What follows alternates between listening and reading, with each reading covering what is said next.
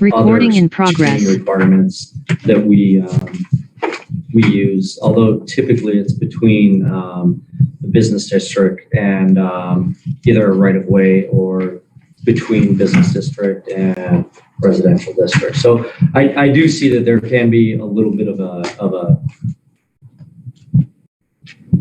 difference between the two that we're talking about.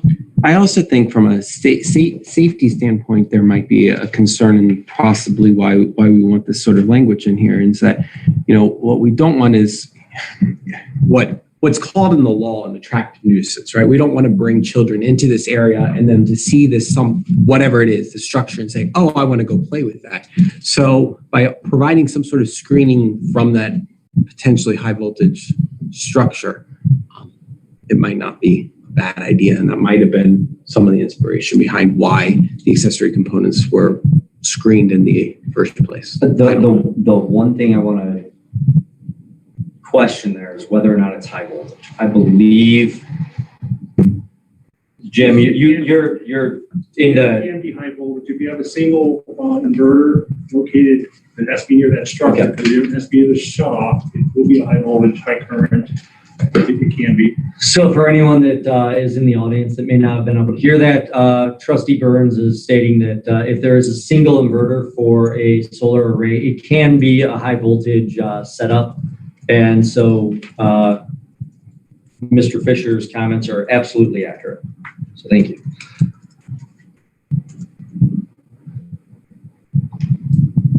Mr. Schneider, what are your thoughts? I think they bring up a couple of good points myself personally. How much you're going to keep limiting people to do what they want on their property, because a solar array, all those that I saw in New York and everything, none of them had anything around them, and they don't actually reflect anything. They're more of an absorbent panel than a reflective panel. So, if you're on a partial hill, people across the street from you are going to see the array no matter how tall it is. Well, what I appreciate about what was brought up is very similar to some of the other complaints that have come before the board before, that I built my house here and now this is getting torn down, but you don't own that property. But if you want to see trees, you can plant them on your own property. You can't require someone to do something on their own. Right. Yeah. I think they had some valid points too, but I also believe Marcus's point is valid. So how do you come to terms with both? A swimming pool, you have to have a fence or something to keep the danger children out, right? Mm-hmm. So how do you limit access then to those arrays if there is that potential for danger? Unfortunately, I'm not educated enough on the solar array to know where the inverter would be. Is it readily accessible? Is it within the home? Is it part of the freestanding array, and then the infrastructure then relays it into the home? I do think it makes an awful lot of sense to have some sort of barrier between the general public and any sort of high voltage. That certainly makes sense. Much the same way you look at the way electrical is run throughout a neighborhood, and oftentimes it's not exactly easy to get to. Mr. Harlan. Aren't we talking about two different things, though? One would be the safety and security, so if someone doesn't get injured. The other would be aesthetics. So if you're looking at it aesthetically, putting trees around it, wouldn't be securing it from a safety standpoint. So wouldn't you want to separate the two? Absolutely. And I think really what's going on in my mind is that I think Ms. Rushworth and 350 Hinckley make a really valid point that we shouldn't have any sort of aesthetic screening. But then now we have to move on to the next aspect, which is, all right, the aesthetic screening isn't important, but there may be a safety screening, there may be a safety barrier that needs to be considered and implemented. And that is currently lacking in the proposed text amendment. Trustee Burns? Yes, if I may, I can come up to the podium because I do want to join. There are folks in the audience. I think we need to digitally. hear this. And I'd ask Mr. Pearl to speak up if he chooses as well. He is unable. He's not able to. Okay, thank you. Oh, that's right, he's remote. Hi, Jim Burns, trustee.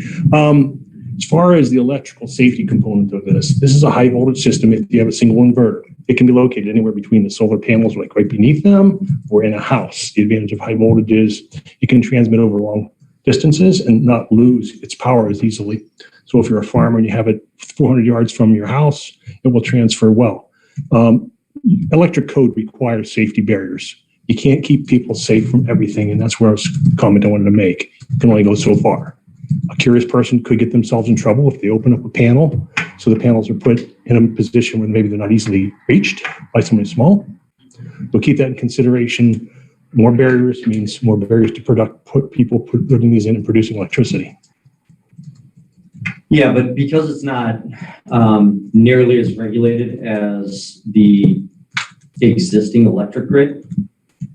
I would beg to differ. I went through a lot of hurdles with the electric Ohio Edison to get that grid put in. Well, that's also because they're trying to, in a sense, obstruct it to some degree. I don't know about that. I think that they want it to be safe too. It has to work well with their grid. The voltages have to be matching. The currents have. But to if there is a high voltage inverter that is above ground, right, and it would be above ground. Right at the level of the solar array. Okay. I would have to assume it would make a lot of sense to put some sort of barrier from simple access. The barrier I could think of is a lock on the box, not on the shutoff, but on the box. So the high voltage box can't be opened up. Everything else is going to be in conduit and insulated wires. Okay. Electric code. Yeah. Well, and I guess that's I'm trying to visualize what the inverter looks like, and if it is basically inside a. If you want, I can pull up what one might look like. That might be. I'll do that. Just imagine an electric box. Excuse me, I bumped this microphone. If you just imagine an electric box, like you see your fuse panel. Yeah. Get all the fuses out of there. The electric box is the inverter. There's semiconductors in there, transformers in there, diodes, and then it's secured via the box can lock so that somebody can't open it up. But the emergency shutoff is still accessible and lockable in the off position for sure. So the electric code, I mean, it's been around a while. It's always being tweaked to make it improve so that children or people that are just too nosy don't get themselves in trouble. It won't say that they can't or won't. Yeah. But they do everything they can to keep it off and closed. People are ingenious. I find what I'll pull it up for you. Thank you, sir. Mr. Schneider. I don't know if it's really our job to really decide what people would do on their property with, let's say, electrical, whatever. They have all these other mandates, they have permits, they have, our company doesn't want to be scrutinized for doing something wrong either. And the people that hire these companies to put it in, don't forget, these are all going to the grid, okay?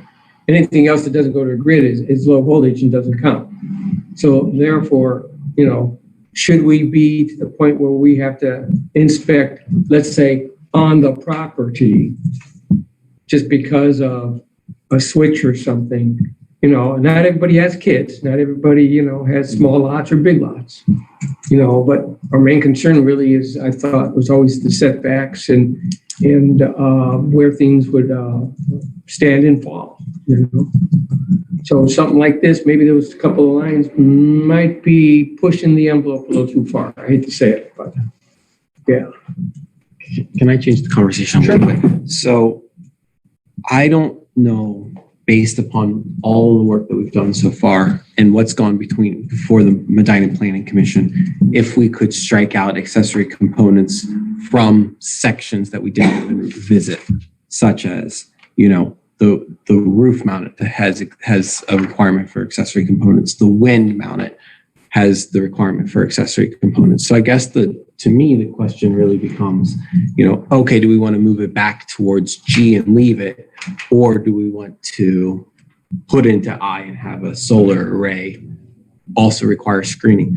But I don't know if I would suggest that we take it out of the ground mounted, which is what we've now been considering for a long time, while it still remains in 18.8 in the roof mounted wind and in the roof mounted solar. That would probably be what I would. So you're looking more at the consistency of it. Yeah. And again, if we want to revisit it again later, I think that that's a reasonable approach, but I don't know that I would consider making an amendment to one right now that causes a strike through of existing language while the existing language is in other sections nearly verbatim.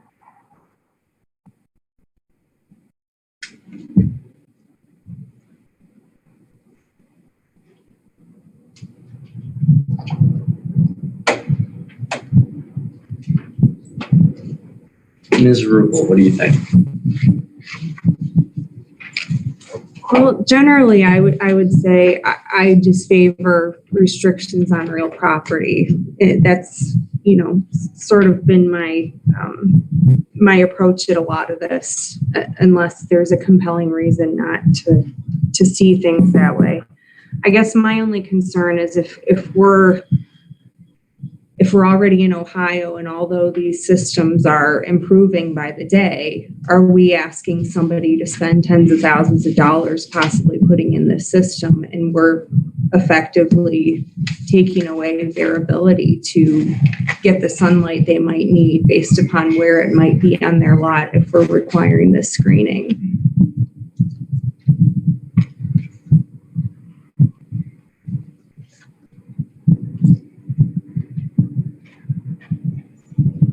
I guess my thought is just looking at what we already have in the existing section.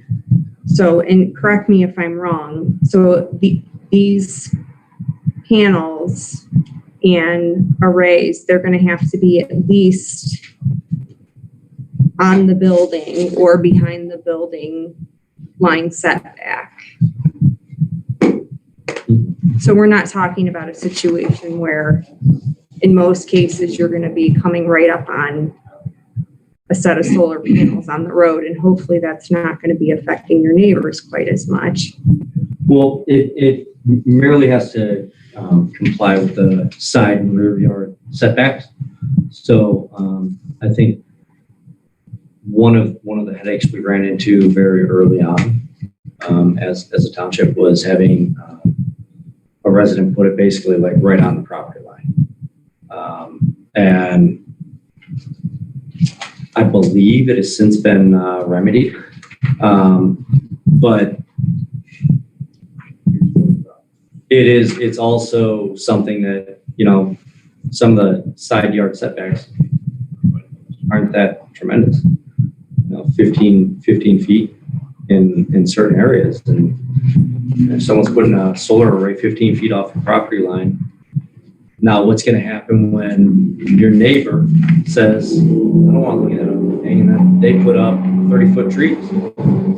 Now you've got a solar array that's useless. So, I mean, Yeah, there's a balance somehow. Yeah. The question is, what is that? Bruce, but they have the right to do that. Absolutely. They have the right to put up the trees and they have the right to actually build within the setbacks of the property. It's not for, I don't think it's up for zoning actually to come back and say, well, you can or can't do this. Yeah, I mean, like, you've heard me say it before. We can't zone people into good neighbors. Right? You can always have a civil action between neighbor to neighbor to take it somewhere else. If they win. That would be an example of an array. You can see it's actually screwed closed. There's no way to open it up unless you have a screwdriver. Got it. I was looking for one that has a lockable front on it, but they're not normally made to get into vehicles like this. Yep. So, It's not going to be someone coming up and just pushing a button and getting fried. yeah, So we're good. so it's not, If you have a swimming pool, what keeps a child from jumping in the swimming pool? A fence, and that's about all you can do. Yeah. well, not even a The fence fence, yeah, that's anymore. Yeah. Can we ask our inspector what he would think? Well, I know he was part of this originally. I was thinking back when this first started, I think the concern was reflection, and I believe, as you said, it's absorbed. And I must tell you, even screening trees and so forth are very hard to inspect because you might inspect the initial planting, but we don't go out looking for trees 2 years, 5 years, 10 years down the road. So I think you need to be pretty liberal.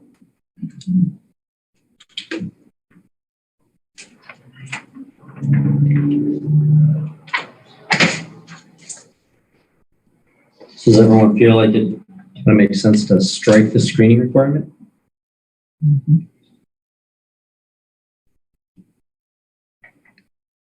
To be clear, just from freestanding ground mounted solar arrays?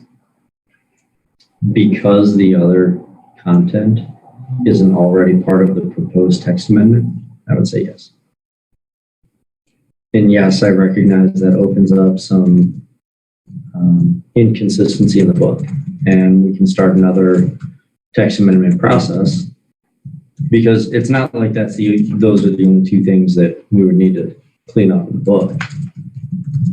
We can start another process to clean that up, as well as some of the other stuff that we still need to clean up. I think I would personally just rather reject I, leave G, keep it consistent, and then at the same time we clean up the other accessory components. We also clean up the freestanding language, because it's a perfect match right now, and I don't know why we would not do it that way.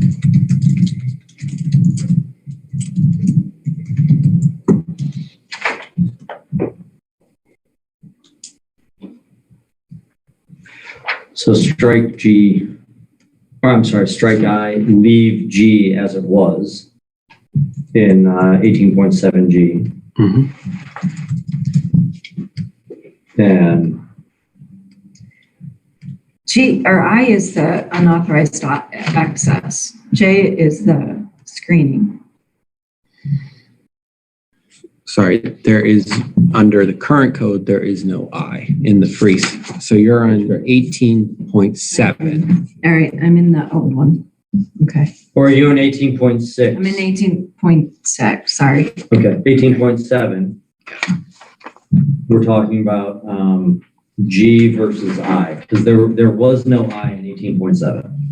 So what we effectively did was move G down to I and also put in some solar language about screening. And so what we would consider doing is removing I, returning it back to G, and then leaving it, and then making the corrections at the same time we make them in the other sections.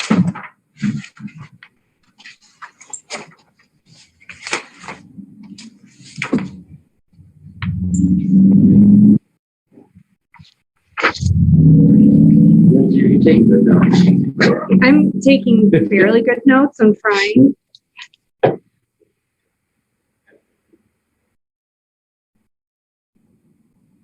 Yeah, it's helpful. So we don't have to like finalize. Yeah. She put that last so that some of the people here that are here For other business. correct. Well, is there any other public comment on any of this? If not, we're about 15 minutes past adjourning the public hearing and starting the regular meeting. And we can ultimately table this discussion that we're having right now until the latter part of the regular meeting, and then we can vote on it then. Are there anyone opposed to that idea? Nope. Okay. Well, then I would entertain a motion to adjourn the public hearing. You do not, excuse me, Chair, you do not want to adjourn your public hearing. You're going to continue your public hearing. So you'll continue it until a time specified. Why are we continuing it if we're going to vote on it this evening at the? Oh, are you going to vote on? Correct. Okay, it sounded like you were going to. We're just moving it to our regular meeting. I'm with you. I make a motion that we move the rest of the content for this meeting to the end of the regular meeting. And we can continue them with our vote and the coming. Is there a second? I'll second that motion. Seconded by Ms. Rubel. And please call the roll. Marzullo, Yes? Fisher, Yes. Schneider, Yes. Crew, Yes. Manley's absent, Rubel, yes. All right, that adjourns the public hearing for the proposed text amendment at 7:15. And we can just roll right into the, for, We can get 2 or 3 minutes. Jen, we're going to take a quick 5-minute break. Okay, thank you. Thank you. Hey, Jen, I'm going to mute. Recording stopped.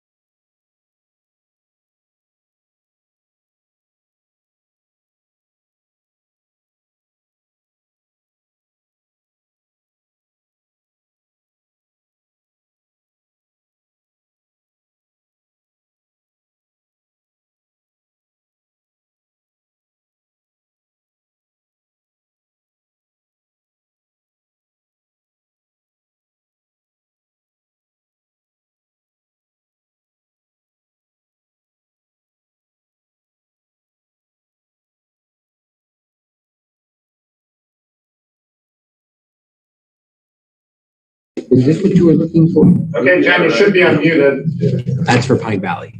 Recording in progress.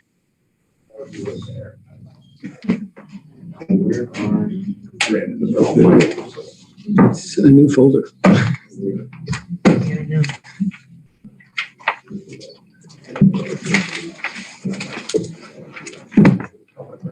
Good, George.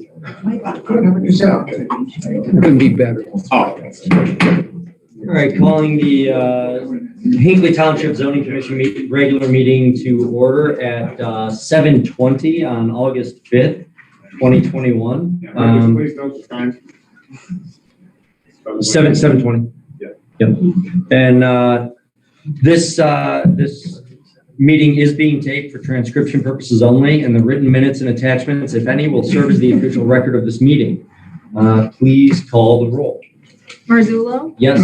Fisher? Yes. Schneider? Yes. Crew? Yes. Manley? No. Excused absence. Rubel? Here. And alternate Arline is present. As are trustees Kalina, Burns, and trustee Augustine is attending virtually. We have Mr. Zoning Inspector Tom Wilson in the audience, as well as consultant George Smirigan. Now we need to begin with reviewing and approving the minutes from the continued public hearing meeting minutes from July 1st. Does anyone have any corrections noted on that? Has everyone had a chance to review them and say yay or nay?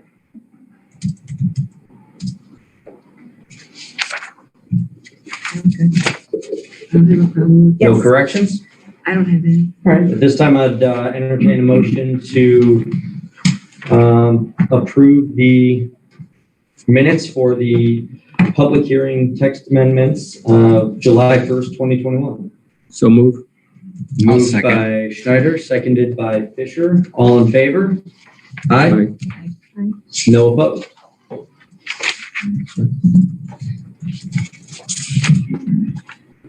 right, moving on to the regular meeting minutes from July 1st of 2021.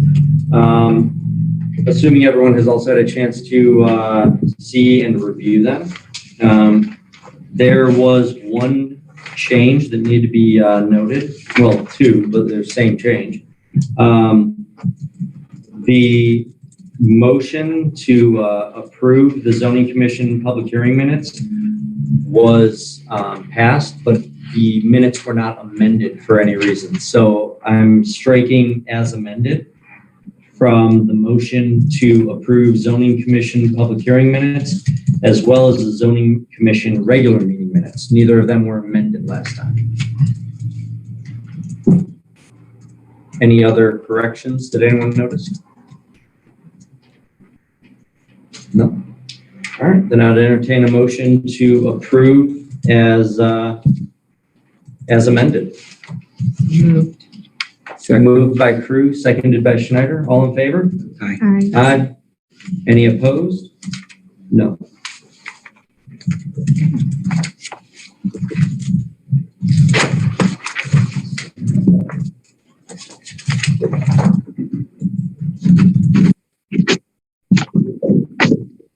All right, as far as the public comments from the in the last month, there's been plenty, and so we'll get into these bit by bit here.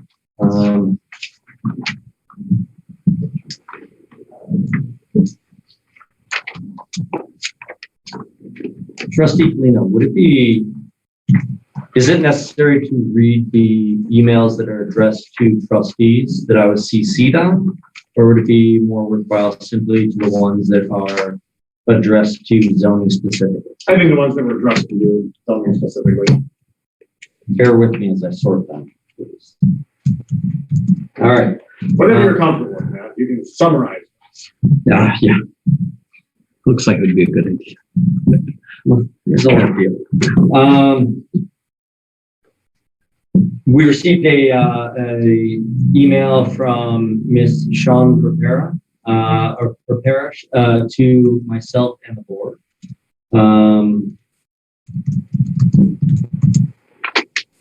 Ultimately, the questions are regarding Mr. Schneider's comments in the previous meeting about farmers not having a 401k, and ultimately their retirement plan being their land. And much of the questions she posed have to do with why don't they have 401ks, and why, but a lot of it is trying to make the case that there should be more of a backup for farmers than just their land for later in life.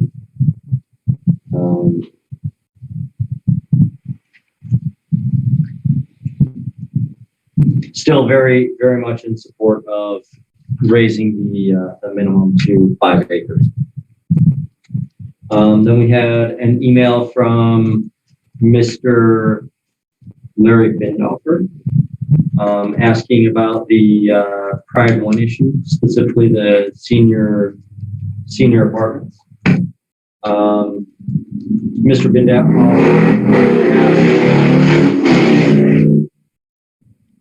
several questions regarding the Army Corps, whether or not they had provided the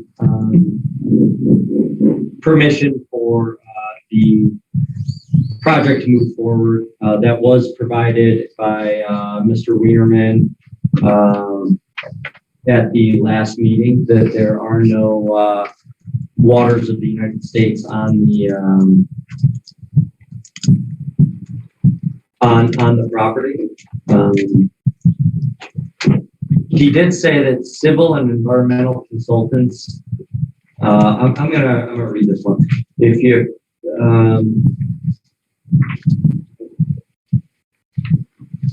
I apologize. Melissa, Ben did state that the Army Corps did approve the wetlands permit, but not the other 2 required permits. And I don't think that the Corps did an on-site survey.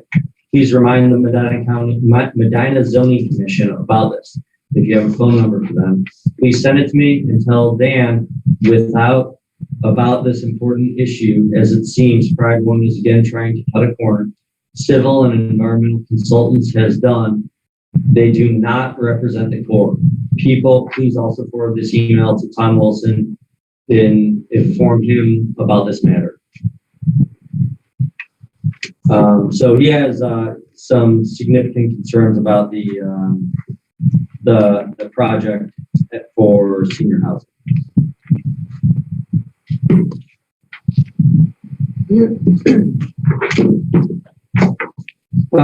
We received an email from Miss Nikki Nutt requesting, first telling us that she had published a website and that she has requests for the township to update the comprehensive plan, update zoning resolution to match the updated comprehensive plan, limit the introduction of new water and sewer lines, limit the rezoning of residential R1, R2 parcels, limit the number of zoning variances granted per year, limit the number of new construction permits granted per year, retain the service of professional real estate and or zoning attorney, completion of an annual ethics disclosure for all elected and appointed officials, develop a mechanism whereby the township can purchase parcels and preserve the land, and revisit the conservation district regulations. Additionally, got a newspaper clipping regarding Medina Township not needing a new comprehensive plan. This came from Christine Studer. She sent a clipping from, I believe it's the Gazette. And it's letters to the editor. Medina Township doesn't need a new comprehensive plan. Someone in Medina Township questioning the need of having a new comprehensive plan in Medina. Received a letter. This is for the BZA. It was CC'd over to me, so let's get that one. Received a letter from Angela Chesnick.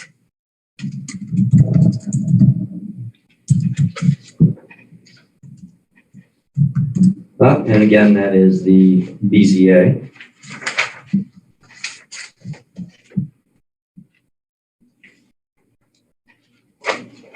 Mr. Bindorfer sent an email late last month, talking specifically going into more problems with or more concerns regarding the senior housing development.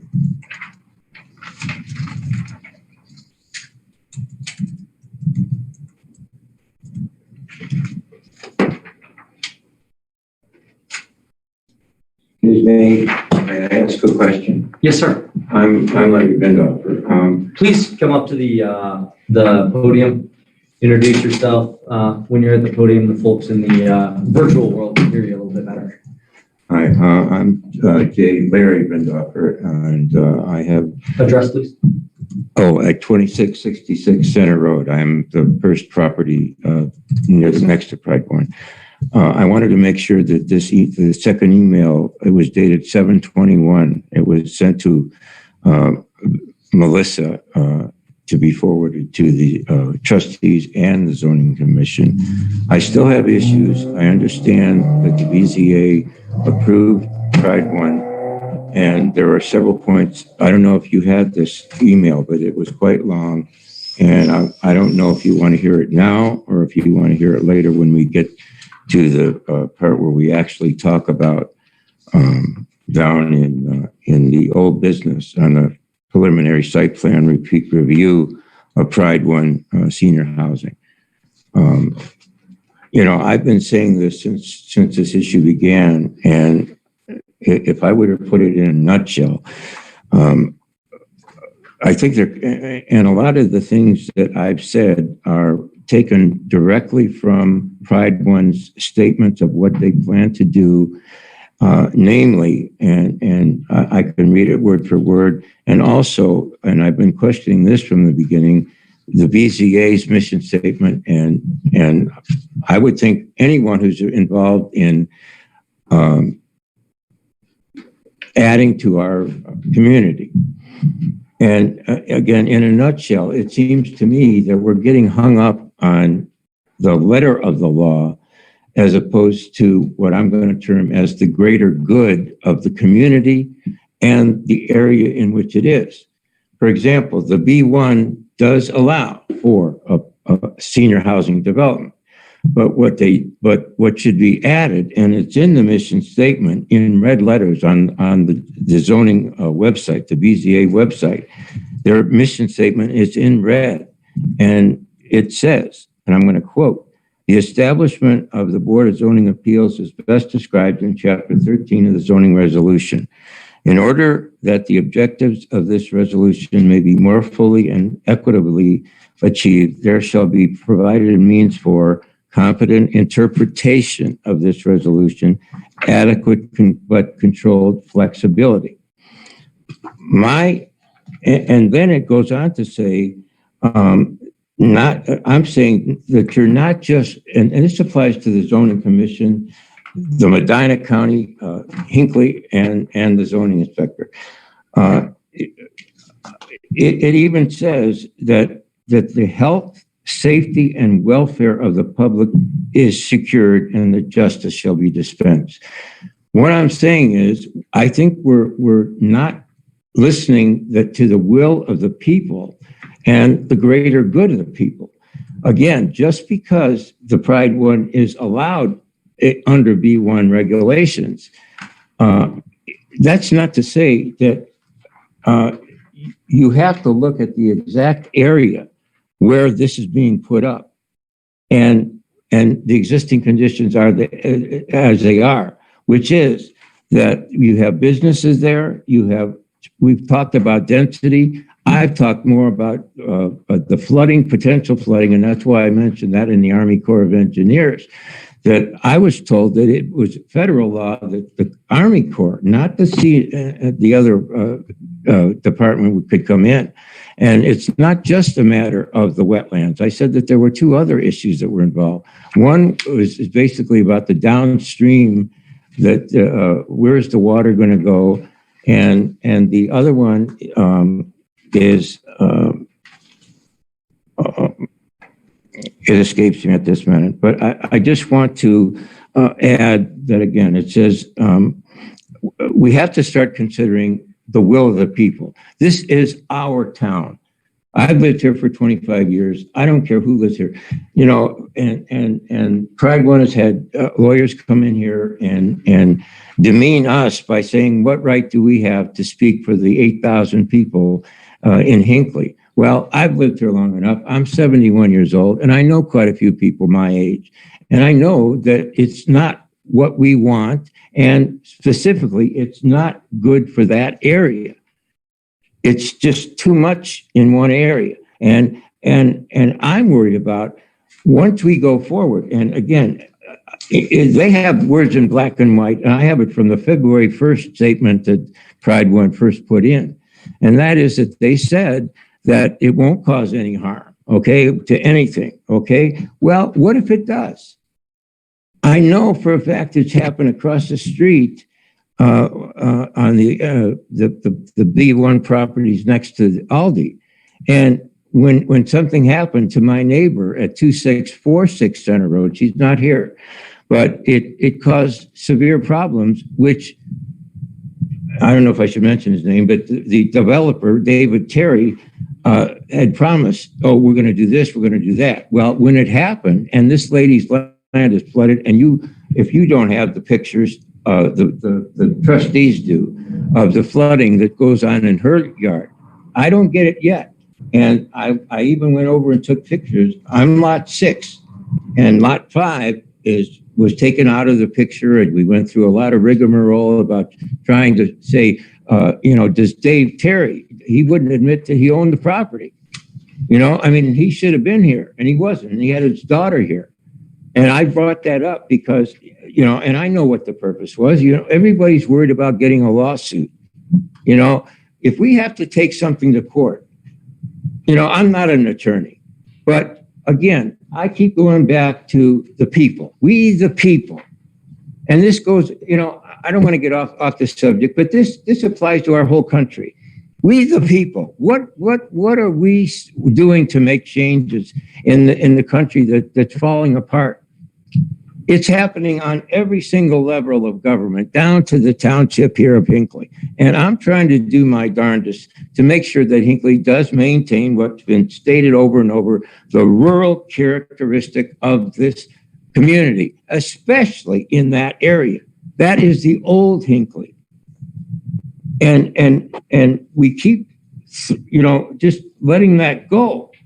And so, you know, if that's written into the mission statement of the BZA, why can't they just simply say that building this would cause traffic problems, would cause all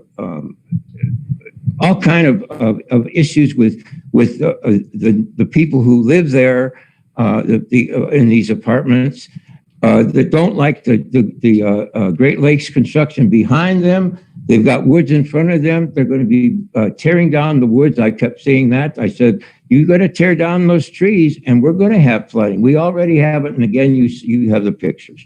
The other thing I wanted to make sure that I get into is, again, it's in the Pride One's own words that they said that, again, quote, the applicant, Pride One, has been working in close consultation with Pride One on the type of apartments, and that was their first word. Oh, they're different type of apartments. They're apartments, okay? But which would be designed, constructed, operated, and maintained to be, quote, harmonious and appropriate in appearance with the existing character of the general vicinity and that such use will not change the existing character of the area. That's in somewhere in their writing. Whether they've taken that out when they redid the plan, I don't know, but I don't think they would. And I want to put it on the record that if and when what I've been saying is going to happen does happen, namely that we get flooded or that there are other issues and traffic problems, that they are responsible for that, not as Dave Terry was, who just said, oops, sorry, we made a mistake. And the poor lady at 2646 has to put up black shades in her front yard, in addition to having her front yard flooded up to a foot of water. She told me, and I went over there and looked, and I saw it every time, not just the 100-year catastrophe of flooding that we're supposed to get. Yes, we've had a rainy season, and every time she gets water, it floods all around her, and the water's coming from the back of her. We have 100-foot front. We have 100-foot. 500-foot is our limit, and we did get the. Hopefully, you're not going to change the 100-foot setback, both behind and next to me. That's where Dave Terry's lot 5 was thrown out, and you had to make sure that he wasn't going to come back and sue you. Everybody wants to sue everybody. Well, let's start taking into account the people here. What do we want, and what do we want? That's why I am the buzzard guy. And I'm proud of it. And I have an article that was written about me in the May issue of 2016 of the Hinckley Record, and you're welcome to read it. I care about Hinckley. I care about what goes on here, and I've seen what happened. I've seen what the B1 construction next to all these has done. It's added water, and now it's already coming from the back where we have 500 feet, and still there's a river. When the water gets bad, and the poor lady's lot is flooded. I was smart enough back in 2017 or 16 when we were asked to change these R1 residences, which they mine and going eastward are lot 6 and forward, but back forward when Mr. Wolney, with all due respect, and Dave Terry wanted to get it rezoned B1. Okay, now so we got it, and I knew what that had to do with the variances. I would have been, if I would have gone with the B1 and had my property converted to B1, the variance would have been 15 or 30 feet on each side. As it is now, and this is what I still don't understand, we still have some lots here, namely lot 5, which is Dave Terry's, which is one lot, 66 feet wide by 505 feet deep, 3/4 of an acre. What can he do with it? Absolutely nothing. And there's no way, I hope, that he can go, he wanted to be one. Both the real estate developers have had these lands since before I moved here. And the variance, the code was grandfathering that on a 66-foot wide by 500 feet, 3/4 of an acre property, if the land was as is, virgin woodlands, you can't build a house on it. And people had tried. That's why a person east of me, there's 2 lots east of me between me and my next door neighbor. We are the only houses that if our house is burned down, God forbid, we can rebuild. But those 2 properties between us, 66 feet wide, and Dave Terry's lot, what are they good for? And I'm sorry that, some people say, maybe I misunderstand Mr. Schneider, but the tone I get from him is that, if one person has a problem with an issue, take it up with your neighbor. No, we as township people, we voted for the trustees. They in turn voted without our approval for the BZA. And I don't know where the Hinckley Zoning Commission is. I'm familiar with the Medina County Township, and I'm also familiar. I did my homework. I spoke with Dan Wilhoit about this long ago. And what I was going to wait until we get to the point where we find out if this the new proposal with Pride One is going to be accepted or not. And if it does, then I'm still going to bring up these issues because they still stand as is. And that's all I'm asking for everyone to do is empathize. If you live next door to this, and if you had to put up with, and the same thing with solar power, we don't know what anything is going to be doing to us in this world. Look, we've got a pandemic. We've got a Delta variant. Who's responsible for that? You can't legislate what one person or another person does, but it comes down to the greater good. And that's where a law has a subjectivity about it, where you can say, wait a minute, that's what the law says. But as with this, is Pride One the proposal? I think it should have been thrown out simply on the basis of that one sentence, that it goes back to the health, safety, and welfare of the township, of the people, and of the community, especially the community where it's going to be. And once it's done, once they tear down the trees, you can't put them back up. And once it floods, what are they going to do? No matter what, I want it in writing by Pride One that if something happens that they say won't happen, it will not change the existing character. Okay, if it does, what are we going to do? Can we penalize them or what? Or make them fix it? If 303 actually breaks down, I've lived here for 25 years, and it wasn't until the V1 across the street from Aldi's came up that there was so much pressure and all these semis going back and forth that 303 almost collapsed because there were 3 semi trucks. We've got people going, the speed limit is 45. I'm about 500 feet away from 130th, and cars are going 60 miles an hour passing me. And when you're on 303, if you take your eye off the road for more than a second, you're in a 5-foot culvert, and you're not going to get out. And those trucks that did, they not only did they shut down the road, but the EPA had to come out because they dumped 1,000 gallons of diesel fuel in our front culverts. And I will state for the record, as I said, when I bought my home, I did my homework. I looked at the laws and I saw what they were. And I happened to read, because I have a relative who lived here since 1957. And that's why I'm a Buzzard guy. I've been coming out here since 1957. And I know what Hinckley stands for. And I know what the people are like. Small town, big cars. There's certain places we just don't need to just make it crowded. Do we want another Brunswick? Look at all it's absurd. I just want everyone to keep in mind when you're ruling on the laws, and if you have to change the law, but consider the fact that every law should have some subjectivity to it.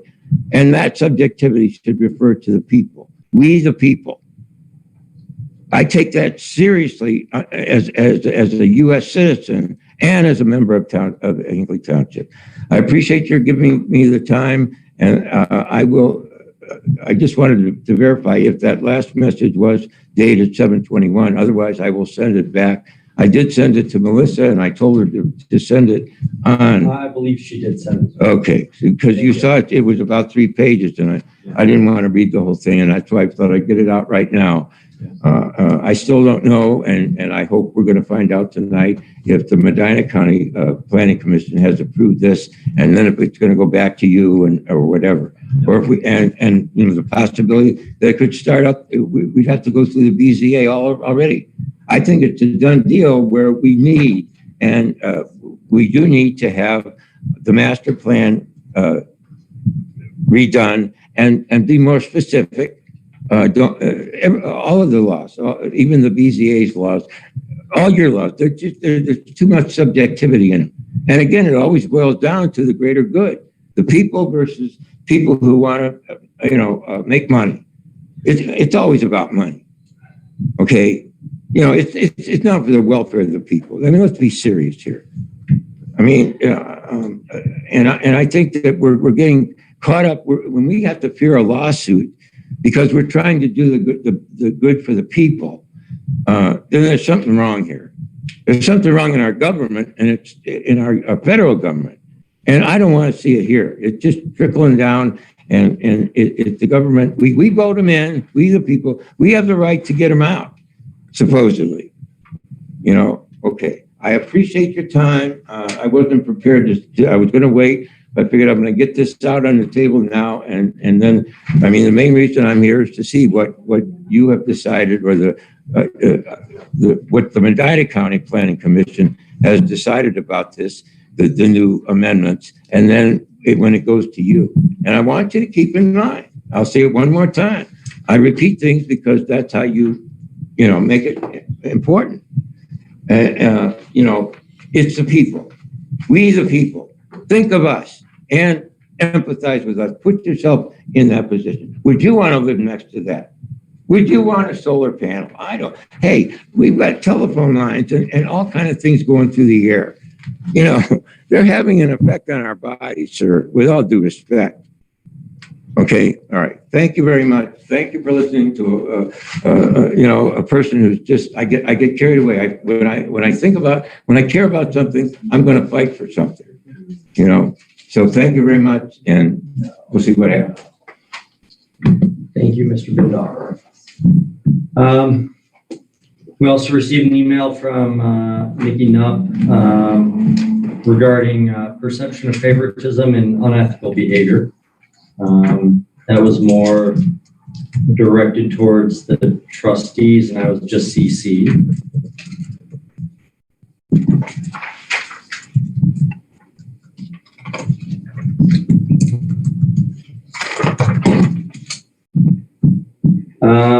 We got another email from Nikki, Nikki Long. So Nikki Nupp, I believe, is Nikki Long. She has two different names here. But she sent another email regarding Western Reserve Land Conservancy, that there is a possibility for the Western Reserve Land Conservancy to buy land throughout the township and keep it in perpetuity so it remains green. She had recommended potentially having them come out and give a presentation to residents. I would be happy to host another one. I know we did it, I want to say 3-4 years ago, but if we would get more traction with the second one, then let's go ahead and do it. I also got a zoning code from Michael David, or zoning question code, asking me to shed some light on some R1, some accessory building or structure uses within the R1 district. And that's something that I will be sitting with Mr. Wilson and probably Trustee Felina to get a little bit more clarification. Now that brings us up to, where are we now? Final plat review. So the reserve at Pine Valley Subdivision, Phase 1A. Has everyone on the board had a chance to review this? And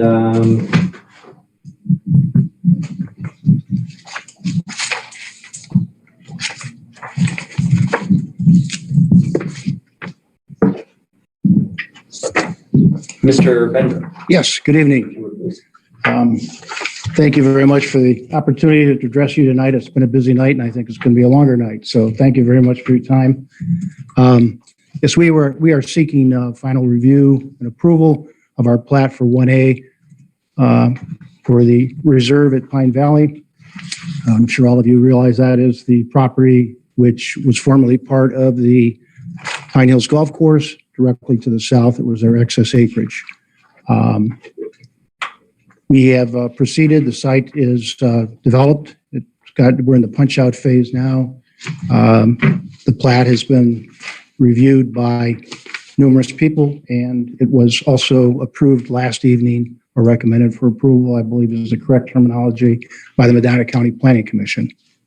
And we'd like to really thank the cooperation for all the bodies that have been involved, the trustees, the Board of Zoning Appeals, as well as this board, Mr. Wilson, and all the people at the county. It's they've been very helpful, and hopefully we've avoided any situations which may cause concern.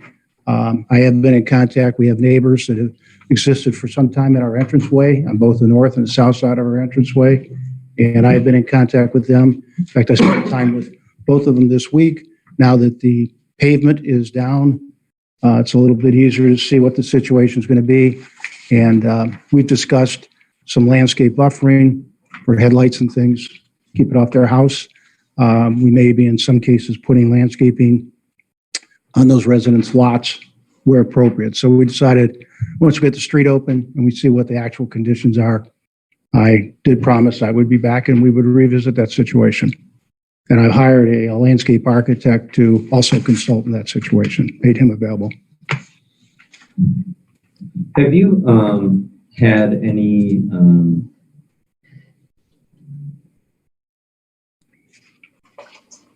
questions or pushback from any of the surrounding neighbors regarding what the project is? No, none at all.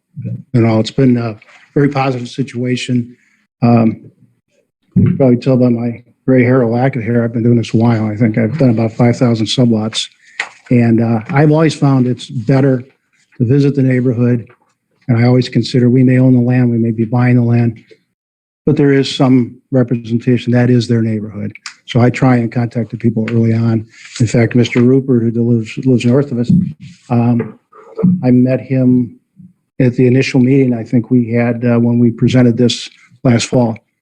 And he's actually a retired construction worker, and he's provided an unpaid supervision for me throughout the last 6 months, which I'm grateful for. Wonderful. Any questions from anyone on the board? I have a couple, please. So I think last time you were here, one of the topics that we discussed, well, two topics. One was lighting and Yes. another one was signage. I'm not seeing, at least on this final plat, any signage or lighting yet, particularly at the entrance. Is there anything happening there? Yeah, the landscape architect is in the process of doing that now, and we will be happy to present that to Mr. Wilson or to this commission. We'll have ground lighting just on a very small, what we call a monument on, I believe we have room on the north side to put it, but it will not be elaborate. It'll be somewhat inconspicuous. Okay.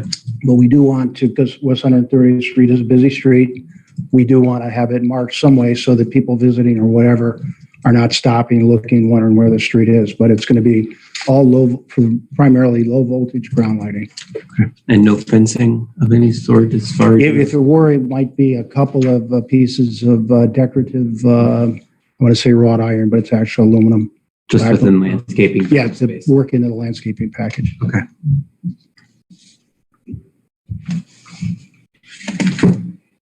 One other issue, I think you mentioned lighting. I don't remember if it was here or at the Board of Zoning Appeals. When our covenants restrictions were reviewed, there was some discussion about, we put in our covenant restrictions, everybody had to have a post lamp. And I think we had a discussion, the consensus was each home will have a post lamp, probably a 60-watt bulb, and it'll be located no closer than 5 foot to the right of way, but no further than 15 for the right of way. Again, so that people. Slight illumination on the road. Yes. Yeah. And no sidewalk, correct? No sidewalks.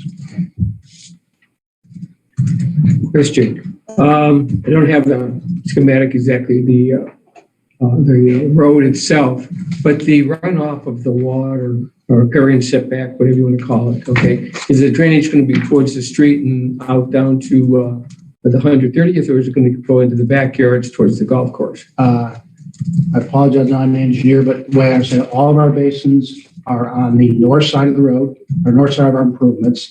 All water flows from West 130th Street, flows east into our basins, and then empties into the golf course. Okay. And the golf course actually counts on that water when we negotiate this thing. That's one thing we had to agree on. We wouldn't artificially divert the water because they need it. They use it for irrigation on the golf course. Okay, thank you.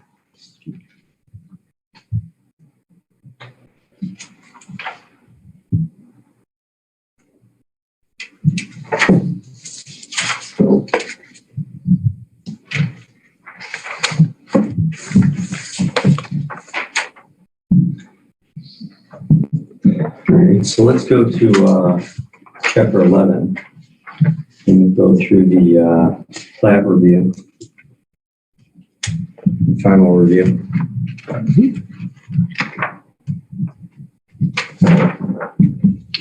And ultimately, what we're doing in this process is going through and verifying whether or not the plan meets the zoning resolution as it's written, whether he has all of the requisite documentation available so that we can proceed with the project as it's depicted.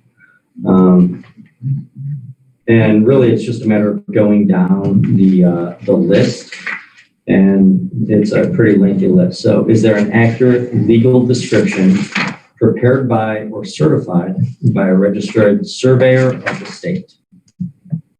And I believe there is. Davis. A property location map showing existing property lines, easements, utilities, and street right-of-ways. Yes. A final site plan prepared by a qualified professional and drawn to an appropriate scale, including the following: use, location, and height of existing and proposed buildings and structures other than proposed units on fee simple lots. I believe that's what we're seeing here. Location of all public right-of-ways, private streets, and common drives. Yes. Location and configuration of off-street parking areas and loading areas.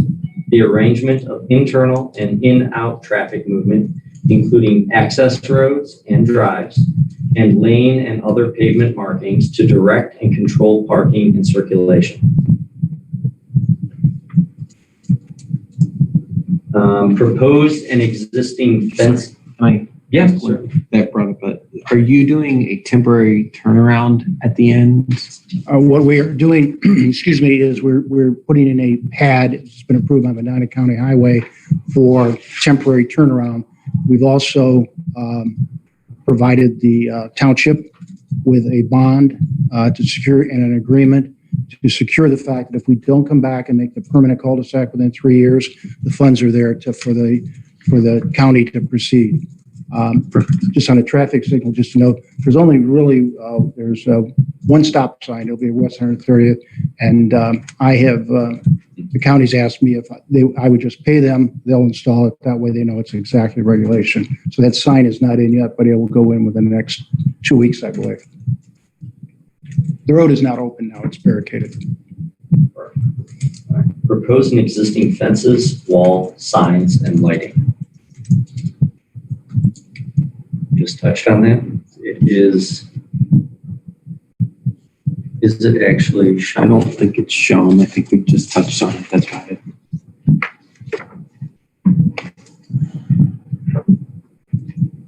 So right now it's missing the lighting.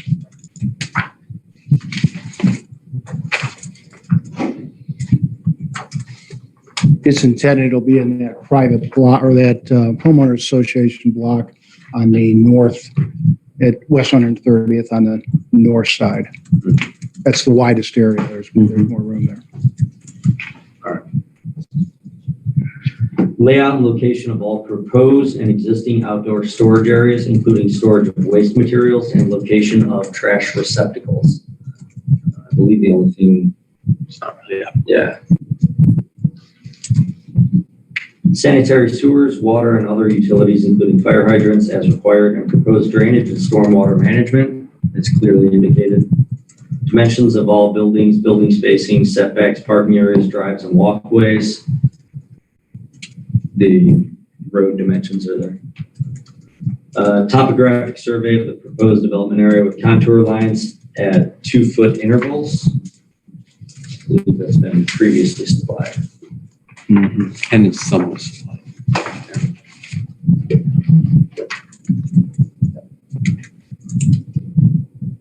The existing vegetation features, including large isolated trees, 1 foot or more in diameter, wooded areas, wetlands, and other environmental features. That's also indicated. proposed landscaping and screening plans indicating the preliminary description of the location and nature of existing and proposed vegetation, landscaping and screening elements, and any existing trees to be removed. Do we have a landscaping plan in here?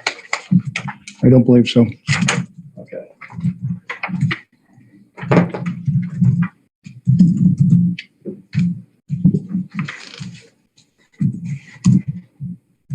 Preliminary architectural plans for the proposed development or use showing exterior elevations prepared by a professional engineer, architect, or surveyor who shall contain their respective seal.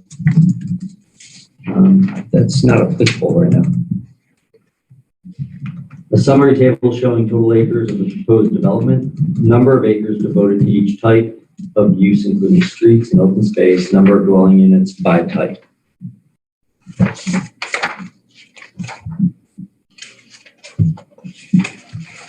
Yep, it's on the line.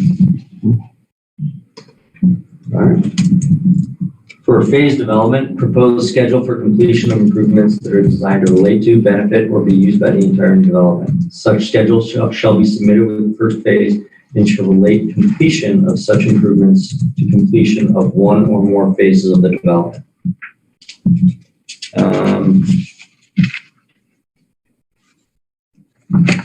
Do you have the plan for phase 2? Yes, it was submitted, it was approved by the county for all utilities. And then we just truncated it and split it into 2 phases, which What's your time frame for phase 2? Do you know yet? I would suspect that it'll be next spring. Quickly. Yes. Have you started to sell the lots or hold? Actually, we felt that people would want to drive down and look at these lots because it's Hinckley. They're gorgeous, okay? And we're very happy to have them. And we have got probably over 100 people that want to look, but we've kept them out because we thought it was kind of unsafe with the road not in and with open manholes or construction equipment. So we have not formally started the sales program. We want to wait till it's rated properly. Or anything? Pardon? You didn't accept reservations? No. We have a list, but it's... A road culvert permit when required by Medina County Highway Engineers Department. I don't believe there was a requirement for that. I don't believe so. A letter from the appropriate public agency stating that the proposed development or use conforms or will conform to all applicable sanitary, sewer, water grading, and surface draining, floodplain, and wetland regulations if applicable. And the Medina County Zoning Commission did approve last evening. The following items for conservation developments doesn't apply. Other information necessary for the evaluation of the final site plan as deemed necessary by the Township Zoning Inspector. In the case of subdivision review, the Township Zoning Commission reviews for zoning compliance only. Mr. Wilson, anything additional that's missing? We've looked it over and it meets all its necessary setbacks, And it seems, lot dimensions and so forth. yeah, and in fact, I think most of the lots are actually larger than the allowable 3/4 of an acre. Yes, we actually, when we originally presented, I think we had 36 or 37. Due to the terrain and things like that, we reduced it down to the 31 lots.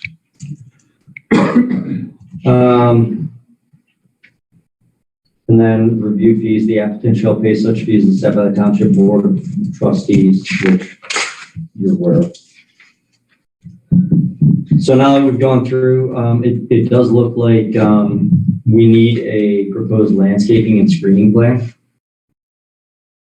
I think that's one of the things in the review that is missing.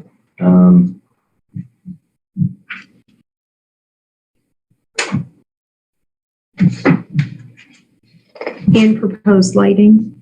It's all part of that same. So ultimately, we'll need to get the lighting and the landscape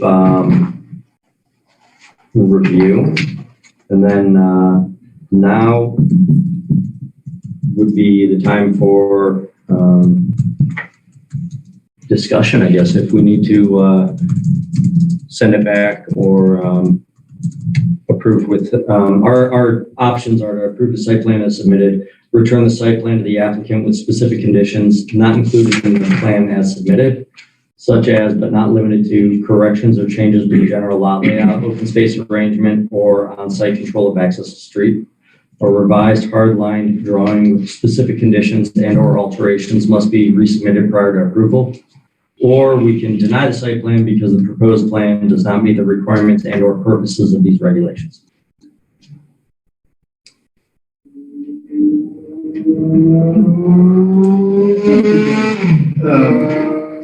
Approve it with stipulation that the landscape plan will follow. Okay. Is there any other, Mr. Schneider?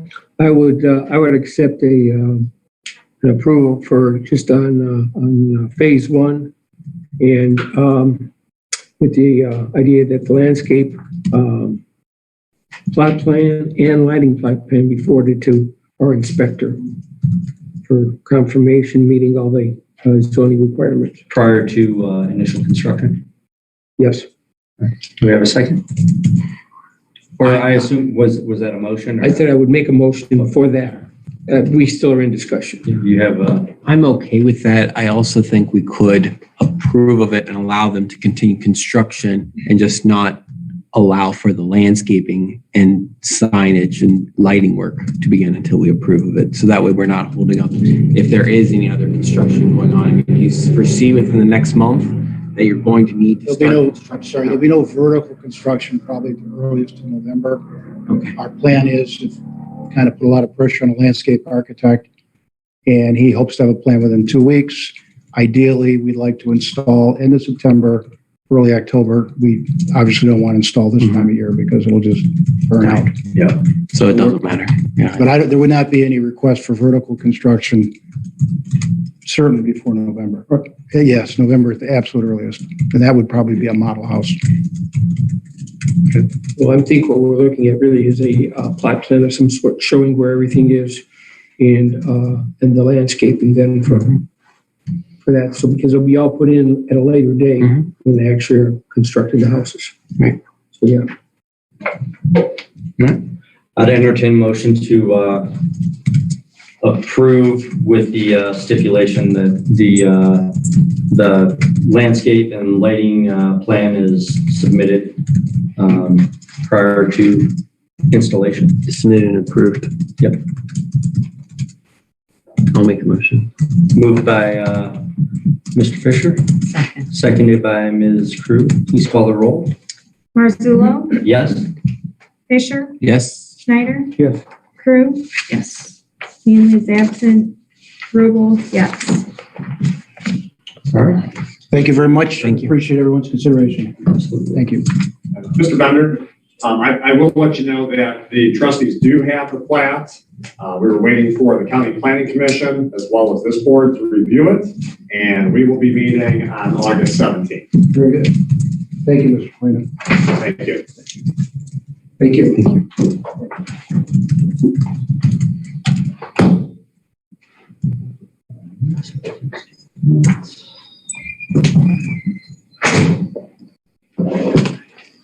See again? Tire mix.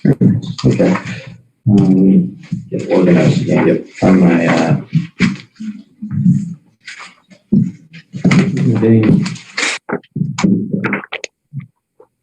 All right. So the next thing on the agenda is the Tire Max application. As the Tire Max application didn't receive conditional approval, I don't know that there's any action for us to take. That was my question. Procedurally, what can we do? I think we can just strike it from the agenda as there's nothing more for us to do with that.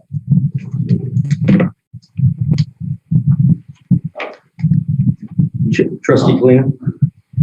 Yeah, Inspector Wilson, there was an actual preliminary plan filed for Firemax. Is that correct? Yes. Yes. The board may consider making that clean, just vote to deny the preliminary plan since it did not receive a conditional approval of the use. Okay. For procedural purposes. So I'd entertain a motion to deny the Firemax application based on its failure to receive a conditional approval from the BZA. Moved by Ms. Crew, seconded by Mr. Schneider. Please call the roll.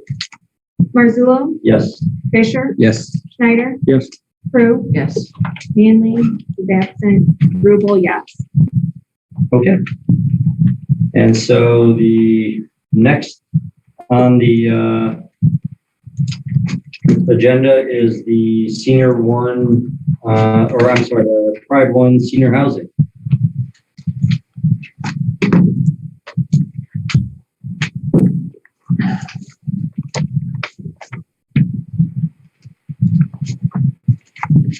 Good evening. Ben Weinerman, Pride One Construction, 2211 Medina Road, Suite 100, Medina, Ohio 44256. On June 7th, 2021, the Board of Zoning Appeals approved the conditional use application for senior citizen residential facilities and assigned with that approval 17 conditions. All of those 17 conditions have been met and or exceeded in the submittal packet you guys received. We're here for any questions. Thank you. What variances were granted? Is that a question for me? Yes. No variants were granted. As far as I'm aware, there were no variances. Okay. The new plan that was submitted, they were able to meet all the setbacks out of there. Okay. All right. So let's go through before we start going through the checklist. Is there anything anyone has questions about before we start going through them? Bruce, you have a question? Oh, of course. Okay. I have two maps on Pride One. Only housing coming out to 303, houses on both sides, with the roadway on the right-hand side, on the east side, and one set of housing coming out to 303. Which is the right one? That one. Okay, correct. This is the final one. Yeah, correct. The middle that you all received is the correct one. And this one is in. Okay. With all the concrete and everything that's on this plot, okay, where exactly is the stormwater going to run, and how does it exit the facility? We have 3 dry detention basins shown on the site plan. Yes. There's one basin shown on Route 303. There's one basin shown on West 130th, and one shown on the northeast property line, if you will, abutting the R1 properties. Now, are these designed to hold all the water that comes off of the roadways? Because they're not going off of onto 130th. All storm runoff is routed to these basins, correct? Okay, and then each basin has a safety runoff off of that, correct? Where it would flow if it does get filled. Correct. They all have an overflow weir. Okay, so the one that's on 303, I assume that would go into the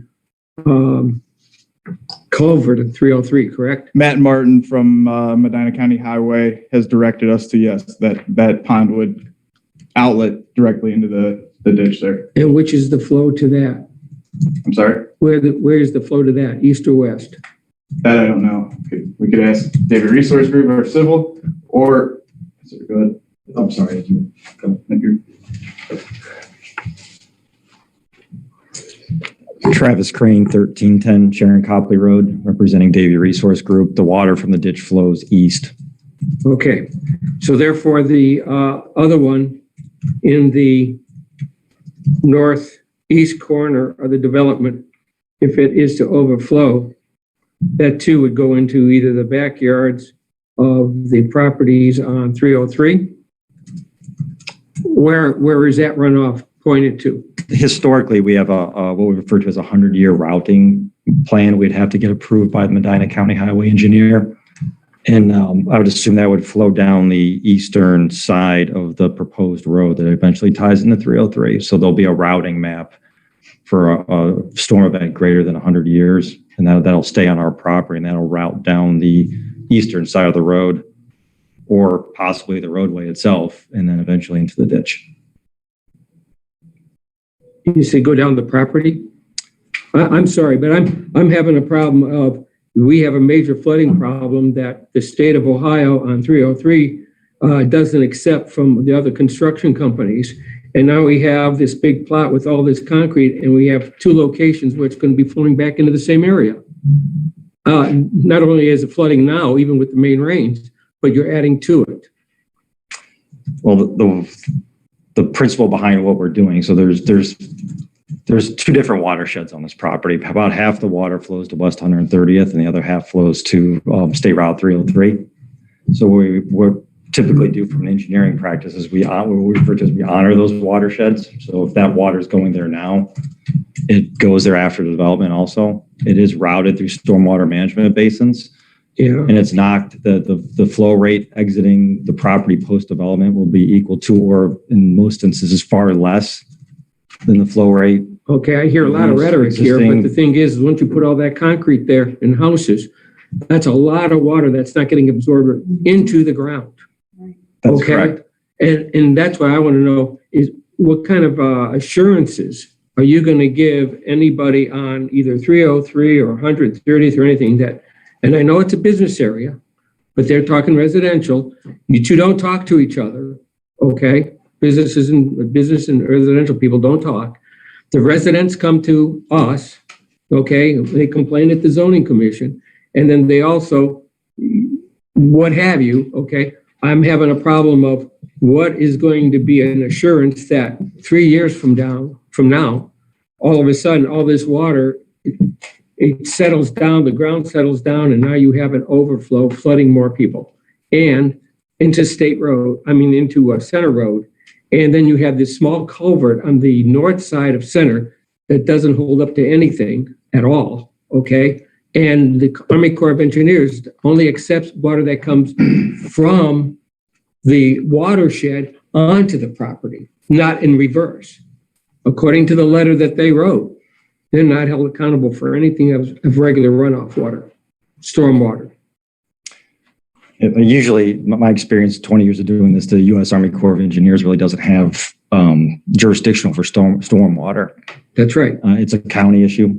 So our plans will be reviewed by the Medina County Highway Engineer, and we'll comply and exceed their regulations, and we'll also comply and exceed the regulations of the Ohio EPA.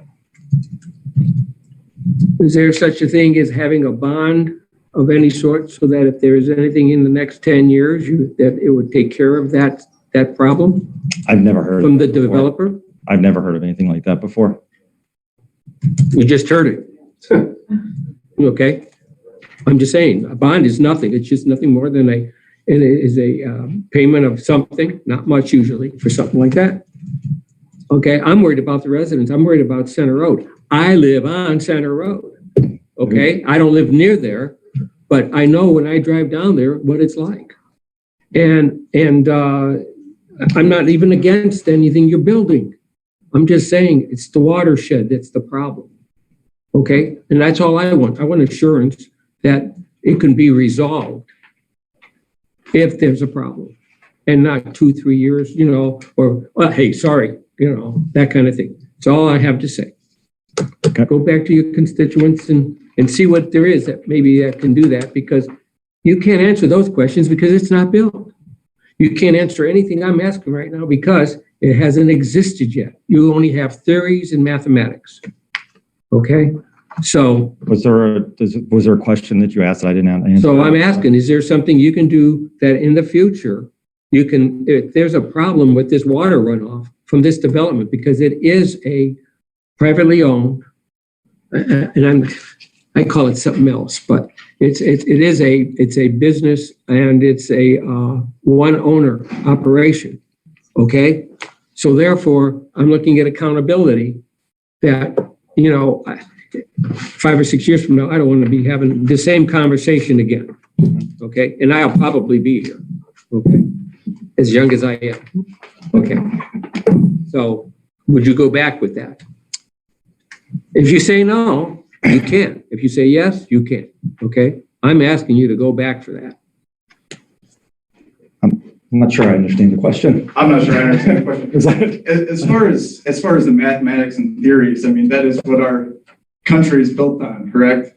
Well, yeah, I guess, yeah, I've been doing stormwater management and civil engineering for about 18 or 20 years. So this is what I do for a living. I understand the sensitivity of the issue. It's my job.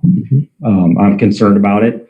We analyze the situation thoroughly, and it's not just me and my staff who analyze the situation. It's reviewed by multiple entities to check our calculations. Because you can make the comment, is it theory? Is it math? Yeah, it is math. I mean, it's engineering. That's what we do. And it's based on historical models.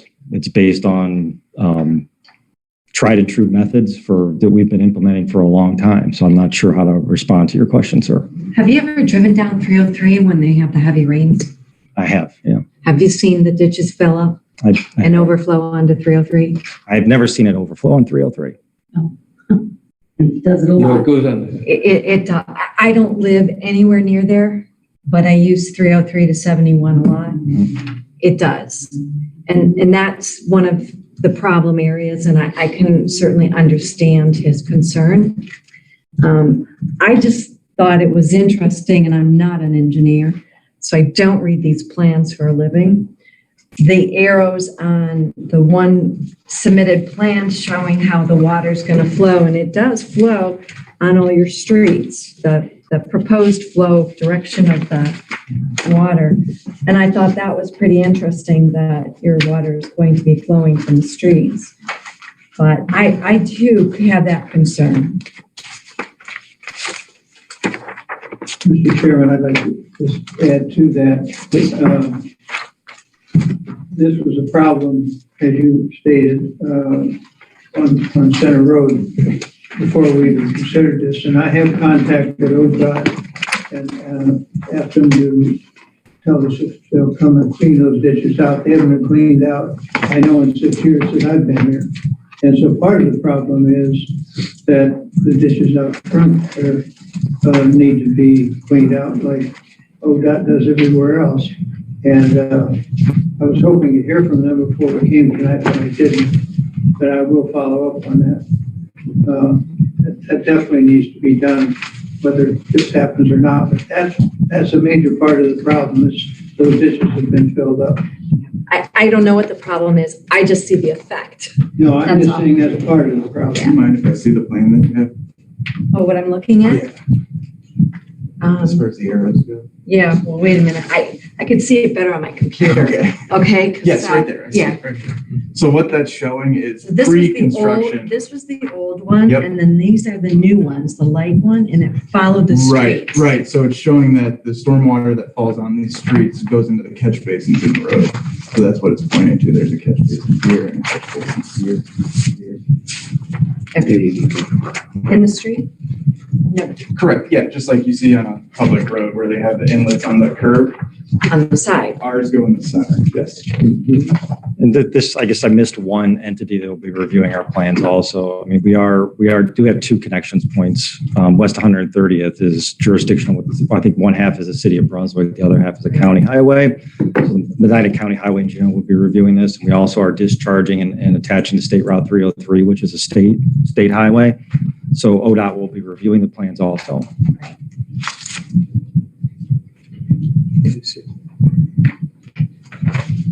Still on the stormwater topic, but slightly different. So Can you talk to me a little bit about the dry basins? How long are they designed to retain the water for? What does the flow out of it look like? Where does that water go as it slowly leaches out? What's going on there?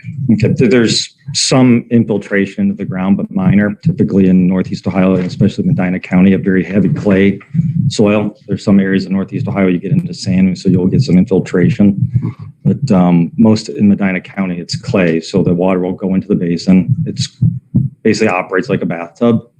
There's static control structures, nothing mechanical. There's different size orifices in the outlets in the catch basins. The water comes in and it'll be in there for anywhere from 24 hours, maybe 2 days, 48 hours, and it drains out. Depends on the rain event. And so it drains into the sewers, or where? On this project, it'll drain into the storm sewers and it'll discharge to where it's going right now, which is into the right of way of West 130th and to the right of way of State Route 303. Unique to this situation, I usually never make the promise we're going to improve a situation on neighboring properties, but there is water flowing from these woods into the backyards on 303. We're capturing most of that, getting into the basins, holding in the basins, slowing that down, and then discharging into the right of way into the ditch on State Route 303. And if I wasn't clear before, I just want to reiterate that we will be complying with the regulations from the state of Ohio, ODOT, the Medina County Highway Engineer, and the Ohio EPA. But if I recall, they always just talk about the property that you're developing to meet all these requirements. But if you look at the riparian setback on, like, say, page 138 and stuff on let's see, what is it, 17.1 D and E, it says here it's use of the lands necessary to protect the public health, safety, convenience, and prosperity of the general welfare of the townships and its residences. And I'm thinking these should be in compliance with that, being that the majority of the water runoff, if it comes to fruition, okay, you're affecting all of that, okay? And then in E, it says here, policy of Hinckley Township is encourage the establishment of natural vegetation riparian areas along water courses. And to me, a culvert on a road is a water course, even though it's a state of Ohio. Okay, it is still a water course because it's going to drain into a waterway eventually. Okay, just in the eyes of the Army Corps of Engineers, I do not believe it is considered a waterway. I already explained that. It's a roadway ditch. I explained that. Now let's not get into this. Okay, the Army Corps of Engineers looks at waterways. Okay, it's on the other side of the street, on the north side of Center Road and what have you. Okay, but that's all they look at. We're now looking at what we have to consider as a watershed. Okay, and it's like all normal waterways. We have a riparian setback so that the water drains normally the way it would have. Now you're taking all that water that would have been into the ground, now going onto pavement and out of the houses and the roofs into a place, and you're shoving it all into a 5-foot culvert that shouldn't even be 5 foot, because when the state comes in, all they do is dig it deeper. Okay, then it goes to a culvert at 900 feet down the road, crosses 303, and how do you tell that person that owns that property he has to dig out the swell because it's his property? Again, you're looking at property. Okay, all I'm saying is you're compounding a problem later in the future, maybe not even in the future, down the road, it doesn't affect you and you wash your hands of it. So all I'm asking is that if this happens, is there a recourse? If you put a bond or something up so that it resolves that, if it doesn't happen, you don't have to worry about it. If not, you may end up with a big lawsuit now from all the residents on 303 and everything, not from us, but from them, because right now they are really upset. Okay, and then do you want to spend that kind of money and lawyers and everything else? Because it's out of our jurisdiction is what I'm trying to say. It's the state and it's the property owner. I agree, it's out of your jurisdiction. Okay, I'm just saying, is there something you can do about this? Because I know you really personally don't care. You just want to build the development as it shows. And I have no problem with the way it's built. If I may interrupt you, to make that statement is not fair to say I don't care. It's my professional liability at stake. It's my business. It's something I've done for 20 years. And to say I don't care, that's not fair to say. Okay. Well, then let's see if we could do something about it. Go back to the powers to be and see if there is something. George, is there? No, I was just going to ask a question. Would it be, do you have the capability, and it looks like you might, but I'm just going to ask the question, do you think you have the capability to oversize the basin? We will exceed the requirements. My point being that if he, George. if he builds, sorry. If he can oversize the basin and he builds in a safety factor above and beyond what the normal standard is. I understand your concern. I understand the concern that 303 floods. It does. I've driven it too. But he can't fix that because that's not under his control. And by EPA standards, he can't change the watershed that he drains in. So he couldn't take this water and take it the other way. That's a violation of state law too. So it's kind of a catch-22. He's got to go that way with it. What's going to receive it is really not adequate. We really need ODOT to fix it, but he can't make ODOT fix it any more than you can make ODOT fix it. We can request it, but that's what we can do. But to get to your point, rather than a bond, because you'd run into the whole thing of proving who's responsible. But if we oversize the basins, we could build in an additional safety factor, okay, that would add some additional assurance for if you get a storm event that it hits the 100-year storm level or even goes over that there would be additional storage capacity. And to me, if you do that, you've created some safety level that I think would help in terms of building in what you're trying to build in. I don't know that the bond will do what you're trying to do because I think it's just going to end up. That. Yeah. Because, the rains in Hinckley, sometimes you get 3 inches of rain at one time. I mean, this is not abnormal anymore. I mean, this is like a current thing. And it's only going to get worse. Yeah. It's only going to get worse. But I think if we can build a safety factor into there, I think that would accomplish where you're trying to go. And I understand where you're trying to go and why. It might be. You might hit it. Okay. I'm sorry, George, can I have your full name? George Smerigan, S-M-E-R-I-G-A-N. Thank you, sir. That's something we could consider and would be willing to consider. I thank you. How deep are the dry basins? I don't know yet. We haven't engineered them yet. Okay.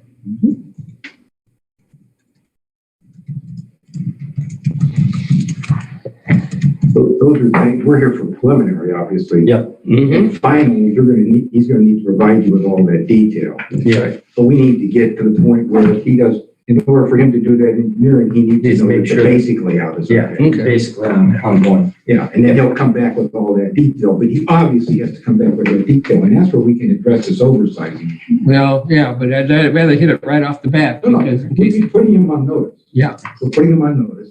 But then, we'll get the information on that when we get to the back end. Okay. Thanks, George.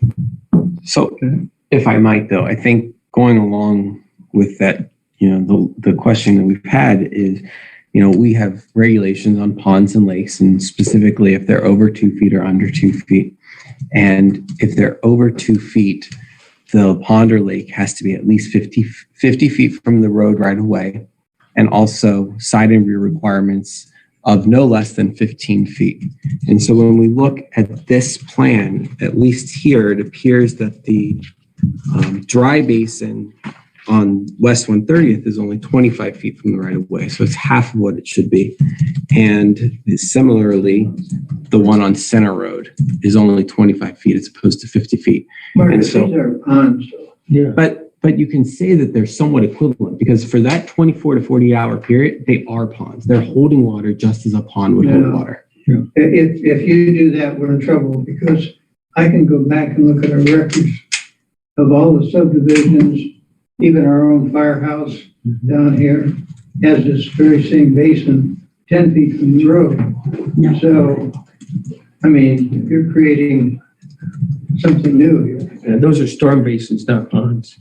What's the difference from a safety standpoint for that 24 to 48 hour period? That water actually leaves the storm basin.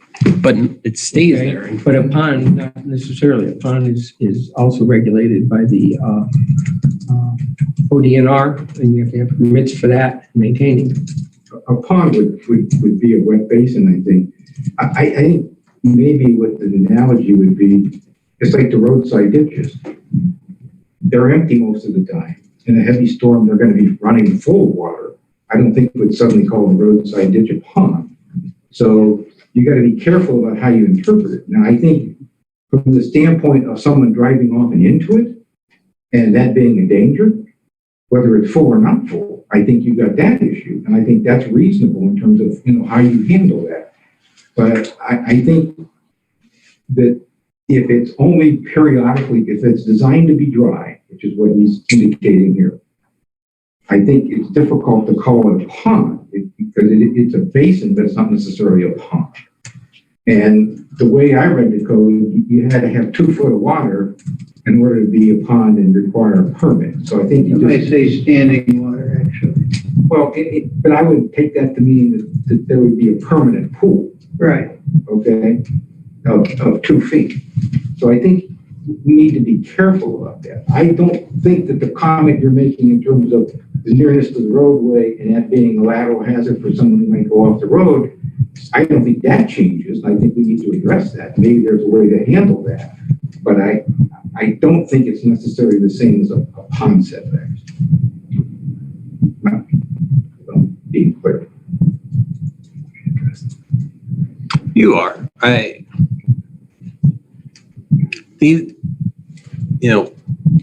When you see a culvert, for instance, a culvert is a very, very short duration. I mean, it's happening during the rain event and then it's almost gone. This is not what a dry basin is. I mean, by their own statements, dry basin is designed to hold the water for 24 to 48 hours. And so for 2 days, you have a pond. And the reason for that is that the EPA has a standard requirement that they have to hold the water for between 24 and 48 hours. It's mandatory under the new design criteria for EPA. Because essentially what they're doing is they're filtering the stormwater, and that's a requirement under the law for water quality. So even if they wanted to design it differently, they can't. They have to meet that criteria. So yes, you're absolutely correct. For 2 days, in the really heavy rain, for 2 days, there'll be water.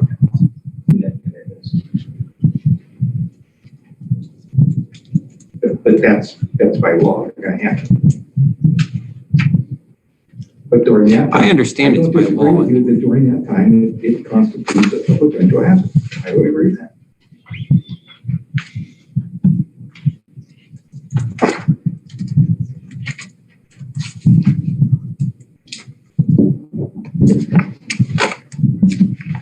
Can I ask a question of Mr. Weinerman? Sure. If that's okay. What sort of I'm sorry. Go ahead. What sort of discussions have you had with the adjacent owners along 303 regarding the water problems and what kind of solutions that you would be able to offer if World War V breaks loose in terms of water? Sure. Spoke with Blair Bindoffer several times for hours on end, explained to him the process of how we engineer these sites, look at pre-construction drainage, where water flows as the ground stands now, and where water will flow and for how long it'll be held there post-construction. And I've explained to him and Slovak down the street that the way these projects are designed from a civil standpoint is the water is not being released from our property lines any faster than it is before we've showed up. So the problems that exist today should not be any worse after this project is built. And as Travis stated, there's a good possibility, we've seen it before, that it gets better because all that drainage that was previously running from the subject property to the neighboring residential properties is being captured, held, and released slower. If for some reason what you're saying doesn't come to fruition, I'm just playing devil's advocate that you're your water management system doesn't work the way we anticipate. Where does that leave these owners who live there? I can't speak to that because our government agencies will hold us to that standard. Would you be willing to sign an indemnification agreement I that's would not. going to protect? Okay. You raise an interesting point. In one way, they're going to make the drainage for those neighbors better because if you look at the way the topographic lays out, the topography lays out now, everything flows into the rear yards of those homes, and that's where they're getting flooded. They're coming, okay, so everything that's coming from the south into those lots, because of where they put the basin, will get cut off. So the overland flow onto their lots will improve. No matter how they design this, even if they botched it, the overland flow into those lots is going to improve because they can't get past that basin to get up into the lots, okay? So that they will make better. It's inevitable.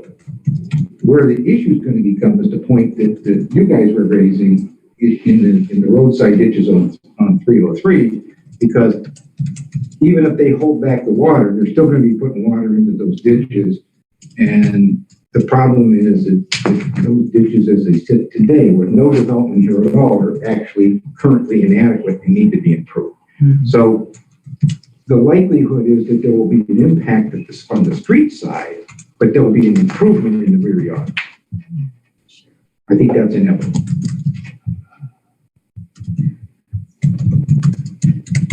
So you're of the opinion that as the water is flowing into the culverts, I'm going to use that word, I don't know if that's the proper technical term, but it's inefficient as it's maintained and designed at this particular moment to handle any more water, and frankly, the water that it's getting. I think it's not adequately maintained. Whether or not the design is sufficient, I have to be fair. I haven't done a study, so I can't tell you that. I just know that the maintenance is lacking. I can see that. And that if it were properly maintained, would it work effectively, or does it need to be upgraded and improved? I honestly don't have the answer to that. Do you have an opinion as to whether or not approving this potential project would exacerbate the issue? If it's designed correctly, and if they hold the water back in the manner that we're discussing, it should not. Okay. Now, again, that's like I say, for the residents on the south side of 303 who abut this, in terms of the overland flow onto their property, it should actually get better. It's at the road that the trick is. And if they do this right, they shouldn't make it worse. And if we can get ODOT to do a little maintenance, things could actually get a little better. And the problem is the ingress and egress is at the front of the yard, not the back, where they're reducing the water flow. Yeah. So ostensibly, we're taking water flow from the back, we're putting it to the front of the yard, which is where their ingress and egress is. You're correct. We're keeping it in the same watershed, which we're required to do, but we're rerouting it. Essentially, we're capturing it before it goes onto their property and routing it around them, but they're picking it up on the other side. You're correct. Which exacerbates an already bad situation, and actually... Well, I'm not sure it does, because these retention ponds are going to hold it and let it out over a 48 hours, 24 to 48 period. But right now, if it rains, it's all going to rush over there. So I agree with George. I think it's going to be better because it's going to come in there. You're going to have 2 foot of water for 24 hours, but it's going to seep away. I think it's going to be better. I would concur with that. I mean, based on, you're correct, Mr. Marzullo, if we didn't have the retention basins there. So if we were just going to put this in a pipe, take it from those backyards and outlet it into the ditch on 303, it would exacerbate the problem, but that's what the retention basins are there for. Detention basins are there for. And that's why part of what's happening here is that the slower the water moves around, the better off everybody is. So the more we slow it down, the better we are. This is not a thing where you're going to catch it and move it there as quickly as you can. That would exacerbate everything. The idea here is to make it move as slowly as possible.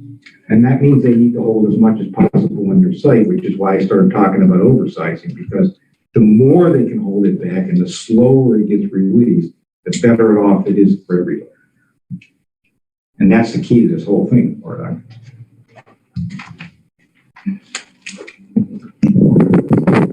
Sorry. So I know personally, and obviously this is no disrespect meant to you or your profession, Travis. I've seen plans that failed miserably in reality for specifically water, routing, retention. I mean, they just fail spectacularly. My development happens to be one of them, but my development isn't affected. The people across the street, their driveway gets completely wiped out every time there's a heavy rain. And unless it was a civil engineer that designed it that way to really mess with the neighbor, then it's not working as designed. And therein lies, I think, where a lot of this skepticism is coming from, because theoretical versus actual, and I'm not trying to besmirch your 20 years of experience. I'm not. I just know that when things are put into action, oftentimes there are different aspects, different assumptions that do not apply in this specific calculation. And as an engineer, I do know that it's all math. But we cannot nail every single assumption every single time.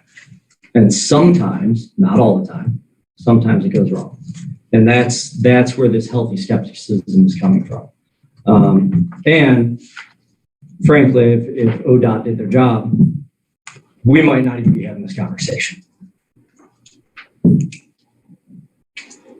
And you're right. And there are probably, for every project that was done right and went in right and worked fine, I can probably show you one that doesn't and is a failure. So you're right. The track record has not been spectacular. I would say.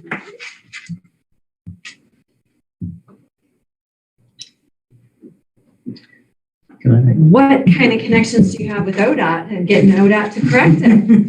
We can certainly work on. Because I really see that being the solution. Yeah, we can I'm certainly push on that. I mean, only if you have driven 303 in a rainstorm, you understand how treacherous it is. Sure. Well, especially when there's a melt. Yeah. In February, March. Oh yeah. I mean, and then you're scared that it's going to freeze or the ice. Yeah. Right. You're right. It's it's horrendous, and yeah, you know. Yeah. I had a question. Yes, sir. Dan Day from State Road. Sounds like the three of you guys know what you're talking about. Sounds like you've done this for a long time. Pretty convincing to me, correct? Would that be yes? Yes. To her point, why wouldn't you put something in place? It sounds like you guys know what you're doing. Why wouldn't you put something in place in case something does happen? Go ahead. You have to understand that the drainage from this property through this entire watershed relies on the maintenance downstream. I don't have anything to do with the maintenance downstream on private properties, public properties, anything to do with that. Whether the problem was at the ditch on Center Road or downstream, I have nothing to do with that. So and the problems that are there today, we've reiterated that they will get no worse by our doing. Mm-hmm. My point is this. You don't have any control of that. Until we can fix that problem, I wouldn't allow it to happen. Unless you're willing to put something in place, these residents are going to be affected by this. That's all I have to say. Sir, I think this is Dave Firestein, attorney Witchy and Firestein, 405 Rothrock Road, Copley 44321, here on behalf of Pride One. And sir, I think Ben's answer was exactly the right one, which is that we can only control things that we can control. it would be unfair and unlawful to ask us to accept responsibility for something that's not within our control. There's not a mechanism, a bond or anything like that that would be available for this kind of a situation. And the jurisdiction over these stormwater issues are elsewhere and with other agencies. And so this zoning commission and the township have limited authority in this area. We have to talk to the bodies and agencies that Travis spoke with and comply with what they want. And based on their, years of experience, training, and the math behind all of it, they tell us what to do, and that's what we do and exceed. We either meet or exceed those things. So to, ask us to go beyond that to some additional requirements is frankly where people begin to lose their way in their authority to review these kinds of plans. So I agree with you, absolutely. But it's also up to them to approve or not approve something if they don't feel it's going to work right. So, but I do agree with you. And our approval or denying of anything is based on what's in the code and what we have jurisdiction over. We don't have any control over the waterworks. Yep. We cannot say, hey, you're going to wash out Mr. Bindoffer's driveway. We're going to deny it. Mr. Bindoffer, I'm sorry, we cannot legally deny it based on that. Well, who can? I mean, I've listened to this and I've an attorney, a judge. I remember the talk I had with Ben Weinerman way back in February when the variance was trying to be 10 feet? And what he's going to put between the 10 feet on my northwest border of the property, he was going to put a row of 5-foot tall pine trees. Let me tell you something. You talk your math and you talk all these things and you can't, you're so sure about things, but you won't put up or shut up, excuse my language, but you won't put up and be responsible for what I'm telling you as a person who lives right next door to this, that it is going to happen and it is going to get worse. You're not going to leave it the existing character. You are going to change it. I'm telling you that, and I'll put it in writing. So because I've lived here. Now wait a minute. Mr. Bindoffer, you have spoken quite a while. We're going to let the attorney speak right now. Thank you. I know what these please sit down and let the attorney continue. And I was here and I was there. We understand. We heard you. You've said this before. Please sit down and let him speak. Thank you. Thank you, sir. I'm not saying that we can or would do this, and we won't, but the put up or shut up comment, is anybody, if we put these improvements in and we put $150,000 into a bond to guarantee that happens, and the thing works exactly as planned and we have no issues, is anybody going to give us 100? Does anybody else want to match us? I mean, I don't think we want to turn this into a situation where people throw their money in and the winner takes it, depending on what comes out. We've gone afar of what is a normal consideration for the project. Why would we match you? I don't understand. Why would you ask us to match you? Well, if we spend a bunch of money to guarantee performance and it actually works, are you going to reimburse us for the expense of guaranteeing a project that already worked? Well, look, it's just an absurd conversation. All those points aside, the chairman made an excellent point. The zoning commission has authority to do certain things. We can ask that the basins be oversized, as we've talked about. That's something we can do. Can we deny this because there's a drainage situation downstream that we're going to support it?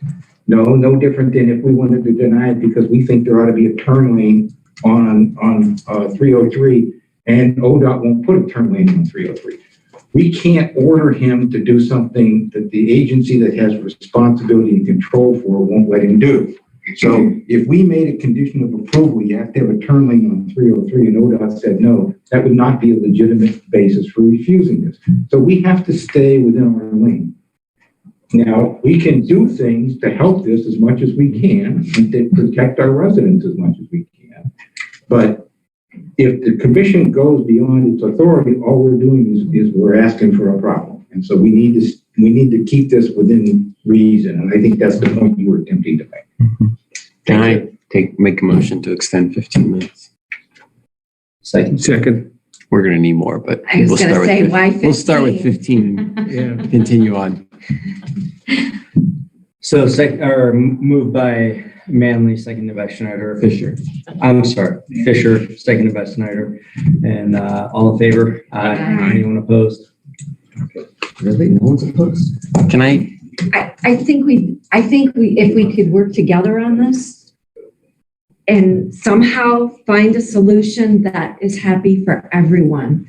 I know you want to do the right thing. Mm-hmm. And we don't want to hear the complaints for the residents or the travelers on 303. So how can we together find a solution? If there's a solution, what do you suggest? My only suggestion is, we're working with ODOT right now to having them review our traffic impact study. I obviously have contact with them. I can bring it up. That's about all I can promise. I understand it's an issue and I want to help fix it. I don't know that I have a solution for it today. And one thing I will say is that to some extent, we need to trust the plans and engineering. If it fails, then there's potentially recourse, but we cannot require over engineering just because we have a bad feeling. We do not have that ability. And so to that point, I do understand Mr. Crane's point of view that, look, I know what I'm doing. If I screw up, I'll come back if I need to and fix it. And that's something that, frankly, I'm very glad we're having this conversation because it's getting very clear to the developer, the owner, how incredibly seriously we're taking it.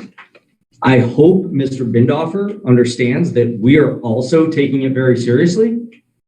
But the truth of the matter is we cannot deny this because we have a gut feeling.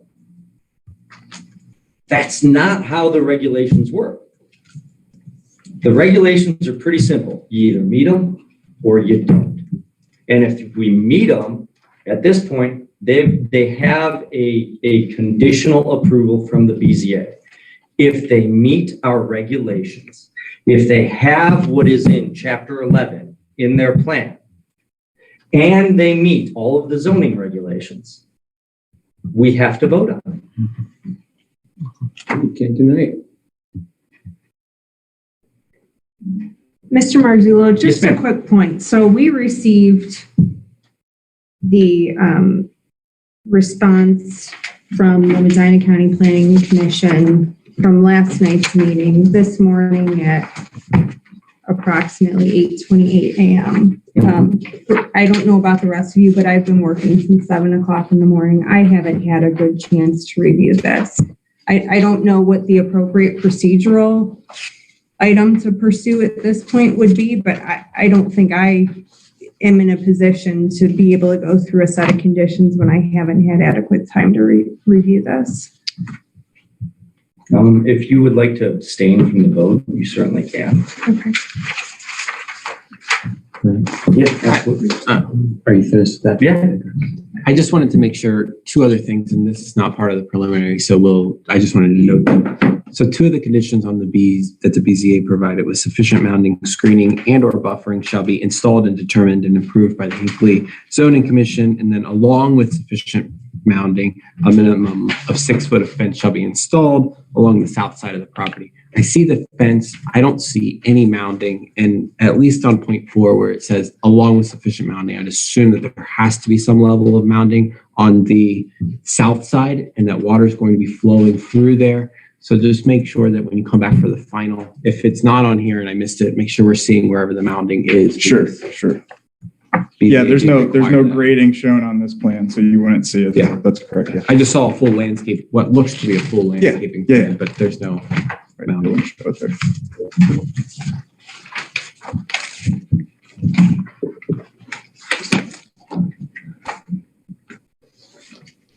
Are there any other questions regarding the plan as it sits in front of us? Mr. Bindall. Okay. Please come to the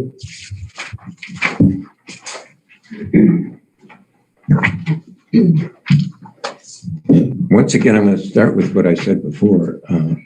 The greater good of the people versus the building. Mr. Weinerman says it's not going to happen, but if it does, he's not going to be responsible for it. Look, I've lived there for 25 years.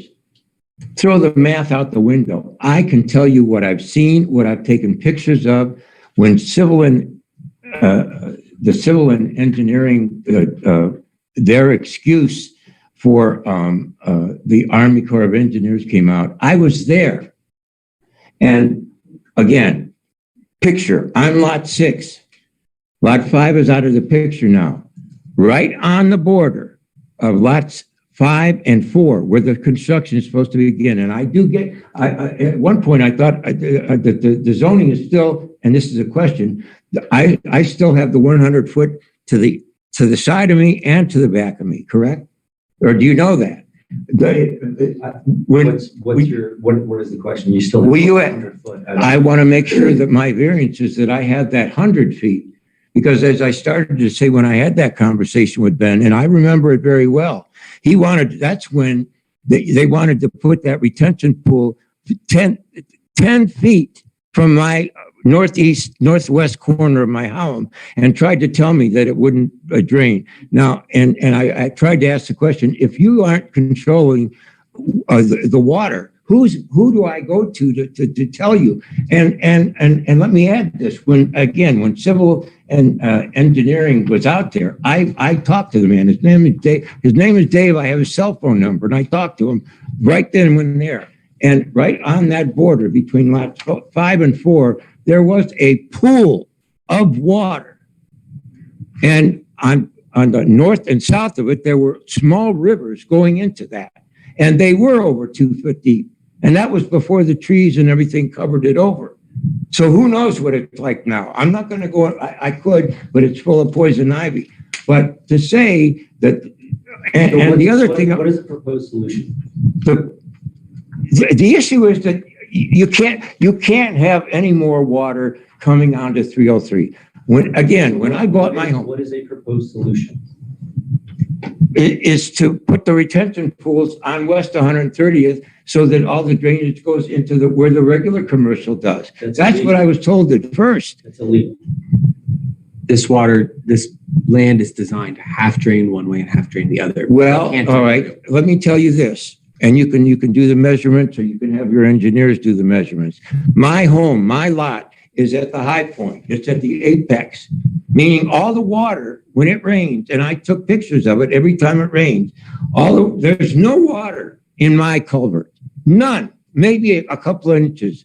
When my neighbors and the 2 empty lots next to me, yes, Tom, we do need to have that dug out because of the cattails. But that, I don't think, if anything, that would help drain the water. And for someone to say that the retention pool is going to go down slowly over 24 to 48 hours, what about the first 48 hours? It's going to flood. And I'm telling you, and I'll ask anybody, you come over to my home and you look at the water in that culvert, you'll see nothing. How can we fix But it? Larry, you mentioned it was 10 foot from your. That was the original one. And then we went to the 50 foot, and then you finally said, wait a minute, 100 feet. And I also want to question Mr. Weinerman about the new proposal, which I would like a copy of because I haven't seen exactly how it is. But I was told that as of now, this proposal means that after the 100 foot setback from my western boundary, there will be a road, an access to 303. Then there will be homes, two buildings 6 or 7 apartments in, you call them a unit, okay, call it that. And then the retention pool.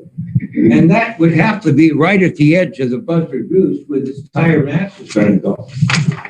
So I want to make sure, yeah, I mean, I want to know specifically if that's what, if it stays that way.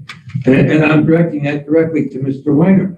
Again, is it 100 feet? He told me that the nearest building to my property would be, what was it, 256 It's feet? changed so many times, Larry. Well, that's what I mean. See, you make a promise and then you come back on it and then something goes wrong. So I'll get you, we'll go over it. All right, okay, and my final question is, who is responsible for this water? And again, I don't know how, again, when I talked to civil and engineering, when they were out there, I got his name and he told me, I said, do you see that pond there?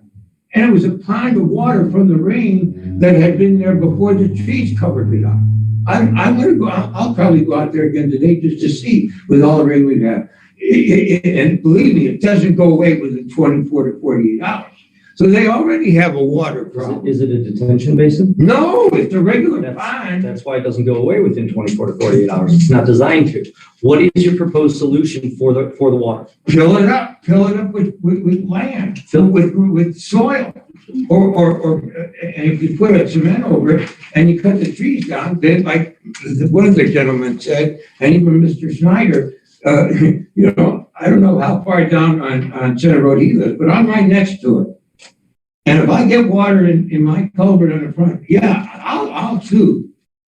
You can put that on, you can take that to the bank. I mean, I'm tired of this business of people going back and forth and saying this and then saying, oops, sorry, we're not, you know, it's mathematically correct. Well, again, what did I say before? I said that everything depends on the specific area that we're talking about. In this area of 303, I know for 25 years because I've lived here. Does the engineer who did the project know that? No. Does he live there? Does he see every day when it goes out there, when it rains, I go out and look?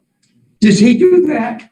Again, like I said, I'm on the apex. And if you have that water from those retention pools on 303 going east, it's going to go, where's it going to hit? It's going to hit my property first. So it's going to come up against a thing. Here's the property next to me, here's me. All that water is going to come rushing out within 24 to 48 hours. It's going to get forced over. And somebody mentioned, it'll tear down my driveway because I don't get water in there. And yet my neighbor, 132 feet to the east, her properties are underwater. Look at the pictures I gave you. And I gave you pictures of that pond, normal pond that I said. So for them to say that they're not going to make it worse, excuse me, when you cover it over, the water's got nowhere to go. So my solution, yeah, if you're going to do that, before you do anything, fill in that pond with topsoil or whatever and make it even. And then let's see about it, okay? Maybe that's Mother Nature, but that's the way that property is. I didn't make it that way, they didn't make it that way. But they're the ones who have to say that says it's not going to get any worse. And I defy anyone to tell me that it's not. Okay. Okay. Thank you. All right. Thank you. And I'm sorry, but I mean, You're passionate, I've going through this. and I understand that. Okay. Well, I do want to understand my position. Absolutely, I do. Okay. Thank you. Thank you. Mr. Marzullo, Yes, can I ma'am. make a motion to extend the meeting time by maybe half an hour, 15 minutes? Which would it be? Wait, let's do 30 minutes because we still have the other votes and the other. The organizational, we only allow, correct, up to a 3-hour meeting total. Is that correct in our organization? So we do have to start to move these things along because Yes. we are approaching our That's it. hard deadline and we still have our public hearing, review, and votes to do. All right, I will make a motion to extend the meeting time by 30 minutes. You want to Second it. Marzullo, Yes. Fisher, Yes. Snyder, Yes. Crew, Yep. Manley's absent, Rubel, yes. All right. So are there any other concerns aside from drainage with the plan as it's proposed? I would just still put an asterisk about where those basins are relative to the street and what kind of, road hazards they pose. Particularly in 303, we see trucks go in those ditches.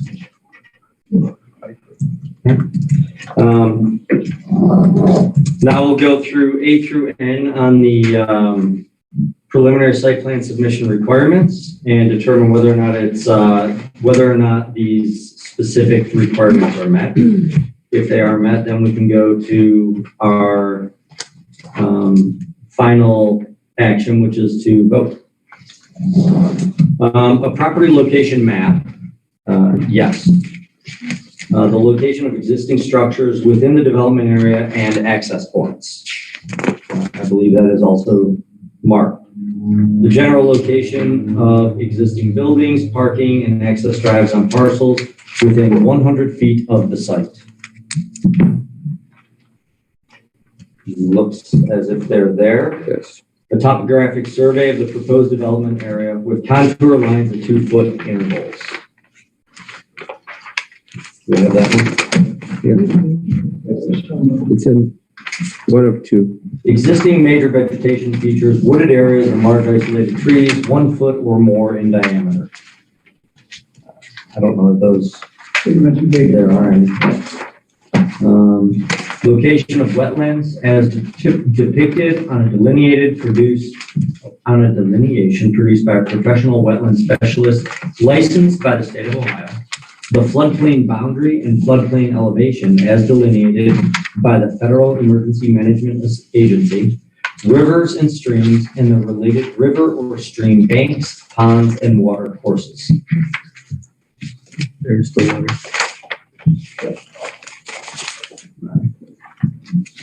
Delineation of existing drainage patterns on the property. Existing wells and well sites. I don't think there are any wells, correct?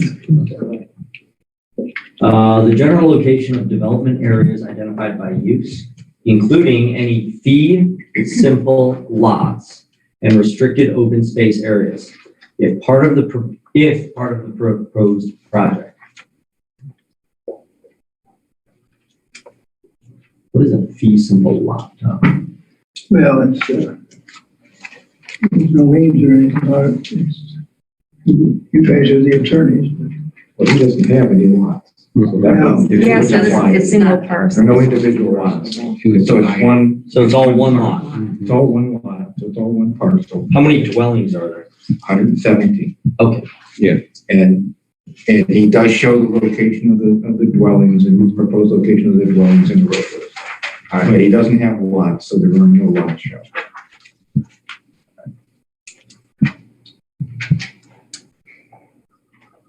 The general layout of the proposed circulation system for vehicles and pedestrians, other proposed public ways, access points, and the parking and service system, clearly delineated.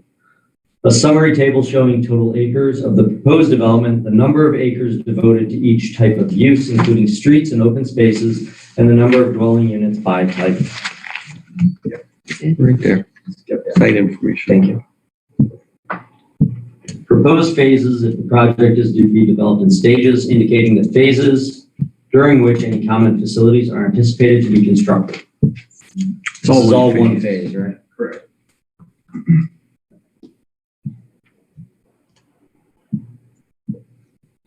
And it's not a conservation development, we can skip over that. Other reasonable information as the Township Zoning Commission may require in order to evaluate the general concept of the proposed development. In the case of subdivision review, the Township Zoning Commission reviews for zoning compliance only. Subdivision approval, disapproval, or approval with modifications is determined by the Medina County Planning Commission. All right.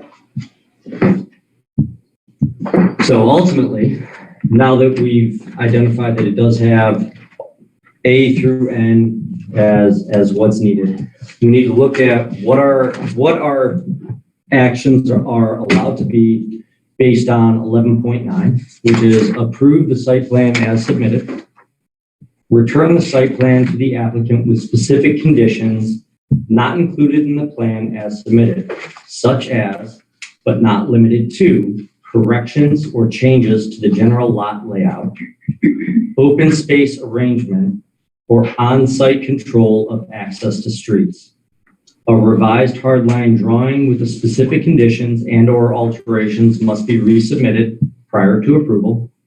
Or 3, deny the site plan because the proposed plan does not meet the requirements and/or purposes of this regulation.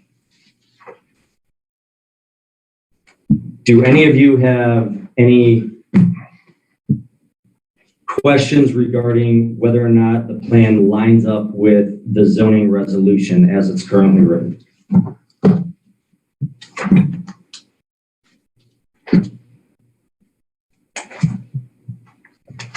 Mr. Marzullo, can I just ask a quick question here? Sure. So you had made some comments that were reviewed by the Medina County Planning Commission. And specifically, you were concerned about the setbacks. Do you feel that those have been appropriately remedied now? Let me find my comments. I believe it's page 7 of what we received back this morning.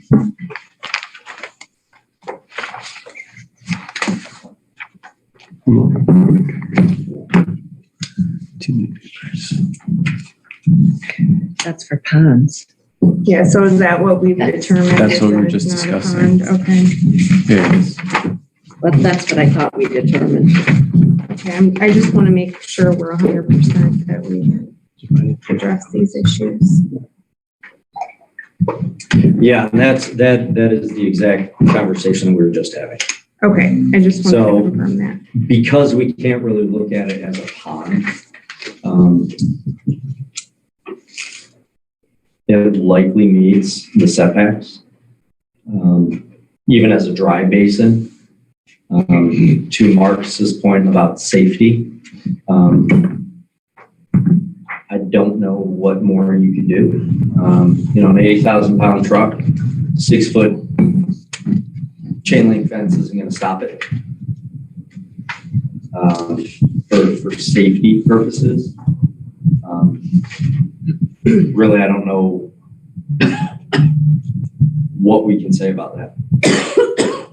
And then your other comment, I believe, was concerning the northeast lot line abuts the residential district, and it would require screening, which is absent from the plan.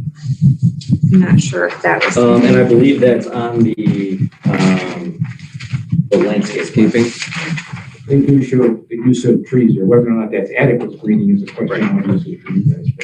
But that would be final site plan. Yes, review I would think anyway, that not on the final, you would want more detail of exactly how that property line, because that's really, to me, I know the BZA stipulated the issue with regard to the fence to the south.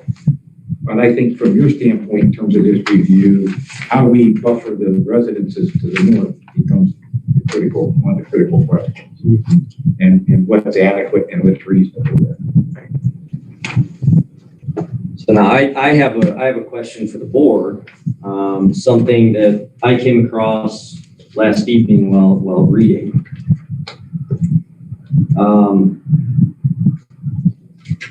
And it's actually in chapter 4.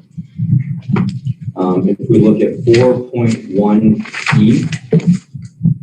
4.1E. Yep.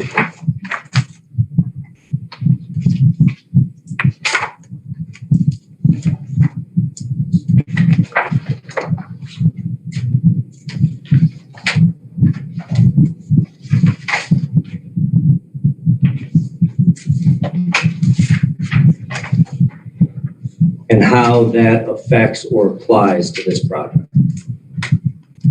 For those that don't have a copy of the resolution in front of you, 4.1E specifies that no more than one dwelling shall be permitted on any one lot. That's for R1, Matt, and this is B1, and how they figured how many goes on is figured differently. So now, why do you say that it's only for R1?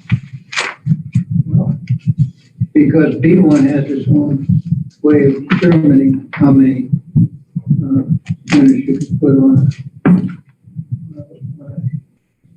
I mean, it's the business district and the residential district. Yeah, but these are general regulations. I think the problem is that you have a specific regulation with regard to senior housing. Typically, where you have a variation between a specific standard and a general standard, the courts would take the position that the specific standard is the dominant one. You may or may not be familiar with that. I don't know what your practice is, but I would think that given the fact that you have a code provision that specifically authorizes senior housing that can not only be detached but attached and in fact multifamily, I don't see how you could have a multifamily building and have only one unit on a lot. That would be a very small multifamily building. It wouldn't be a multifamily building. So if the code specifically authorizes multifamily buildings, I don't see how you can apply that to that situation. I kind of agree, but I also want to push back because first, section 4.3 addresses inconsistencies, and it specifically says you go with the more strict or restrictive standard. But more than that, if we look at the definition of the term dwelling, there's actually a dwelling unit is, or dwelling attached, a dwelling consisting of two or more dwelling units located side by side, not one above another, having common or adjoining walls and designed so that every dwelling unit has a private outside entrance at ground level. Okay. So he has those.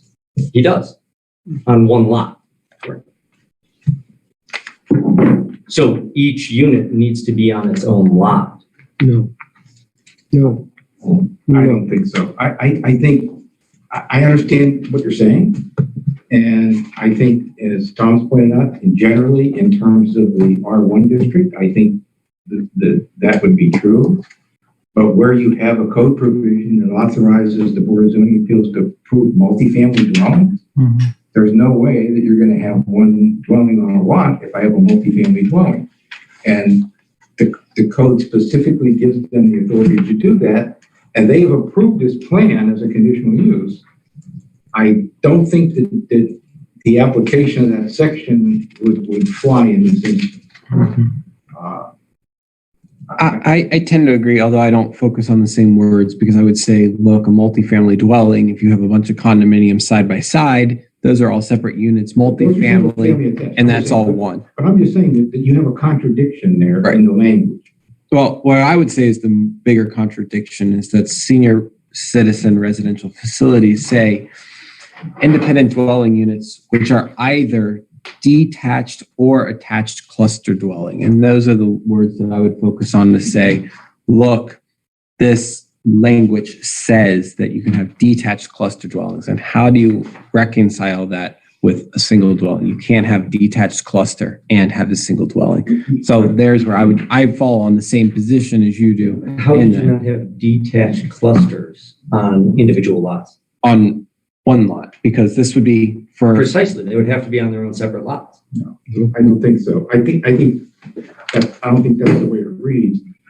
I think the problem is going to be that if you've got conflicting sections, and I understand what you say is, the code has language in it that says that the stricter standard applies, but my experience, having sat in the witness chair many, many times, is that the court's position is that if your code has contradictions, it gets resolved in favor of the property owner. So I think that if you were to take the position that this violates the regulation because it violates that general standard about one house per lot, I would think that that would be very difficult position to sustain given the other language that's in the regulation. And so within one lot, you're allowed to have a senior citizen residential facility. Yes. And that senior citizen residential facility within the one lot can have independent dwelling units, which are either detached or attached clusters. 88. It was amended, so I don't know if yours. Yeah, I would read it the same way you're reading it. So that, I think that's the problem, I think. And it's basically, Lindsay can feel free to chime in too, but in all areas of law, whenever you have something that's written by someone, normally if there's ambiguity, it goes in favor of the other party who did not write the thing, because we're in the position to clarify this language and say, look, it shouldn't be this way. But as it is right now, even if there is some ambiguity, it's going to probably come out against us.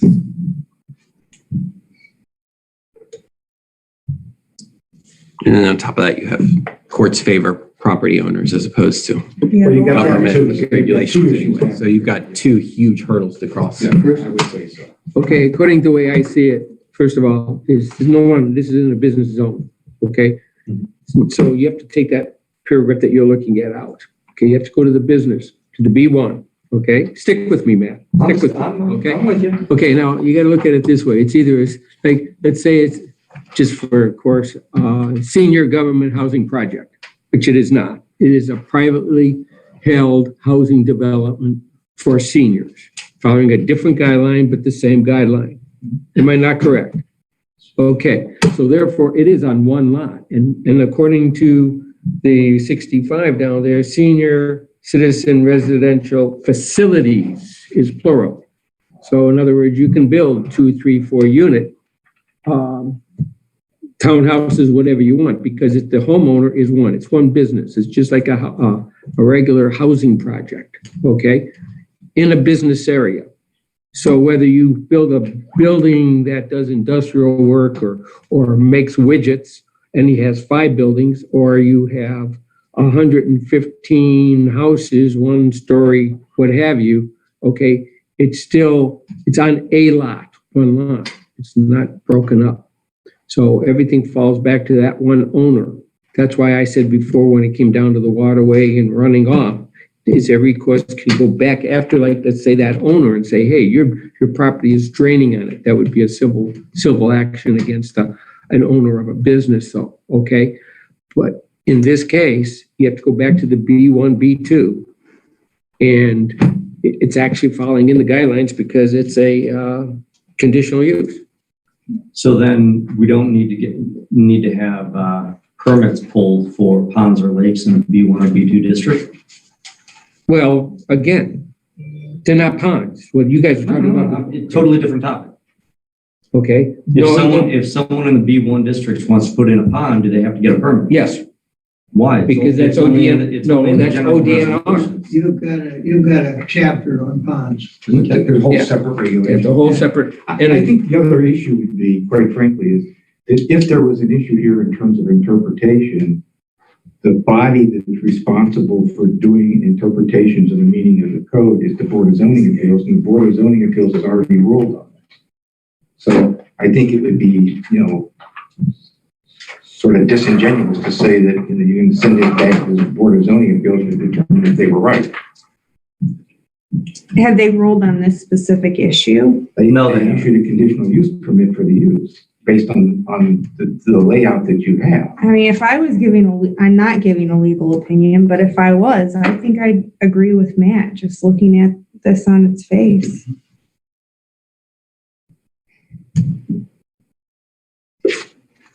The reality is the general regulations apply across the township. Correct? In R1 and R2, absolutely. So the general regulations of Chapter 4 do not apply in the business districts at all, or just some of them do. My understanding of regulations is they apply unilaterally. We don't get to pick and choose what applies in what district, unless it is specifically printed this does not apply. But those are general regulations. And then elsewhere in the code, you have a provision that specifically authorizes something else. And I don't think you can simply ignore that other provision. You can't say that the provision in 4.1 trumps the other provision. Oh, and I'm not trying to say that. What I'm trying to say is that there should be a variance issued by the BZA. Just the same way, if you were building, if they were building a building that is 55 feet tall, and the BZA approved the site plan, but ignored that, we wouldn't be able to say yes to that unless the BZA granted them a variance for a 55-foot tall building, because it is in direct violation of a written rule within the resolution. But you have an order from the Board of Zoning Appeals approving the conditional use permit in its current form. And it's our requirement to look at it, vote on it, based on whether or not it adheres to the zoning. And right now, the way I read it, it doesn't adhere to the zoning. They could go back to the BZA, get another variance for having multiple dwellings on one lot, or break it into multiple lots and put a dwelling on each lot. But it is in violation, in my opinion, of this code within the resolution. I'm not sure I agree with that position, but if the commission wants to take that position, I guess the commission would then have to make a request back to the Board of Zoning Appeals for interpretation. But I think you just walk in circles. I don't know. So I don't know that we would have to go take it back to the BZA. It would be no similar than, let's analogize it to a permitted use. So if they did a permitted use, they still have to come here for a preliminary amendment, or sorry, for a preliminary site review.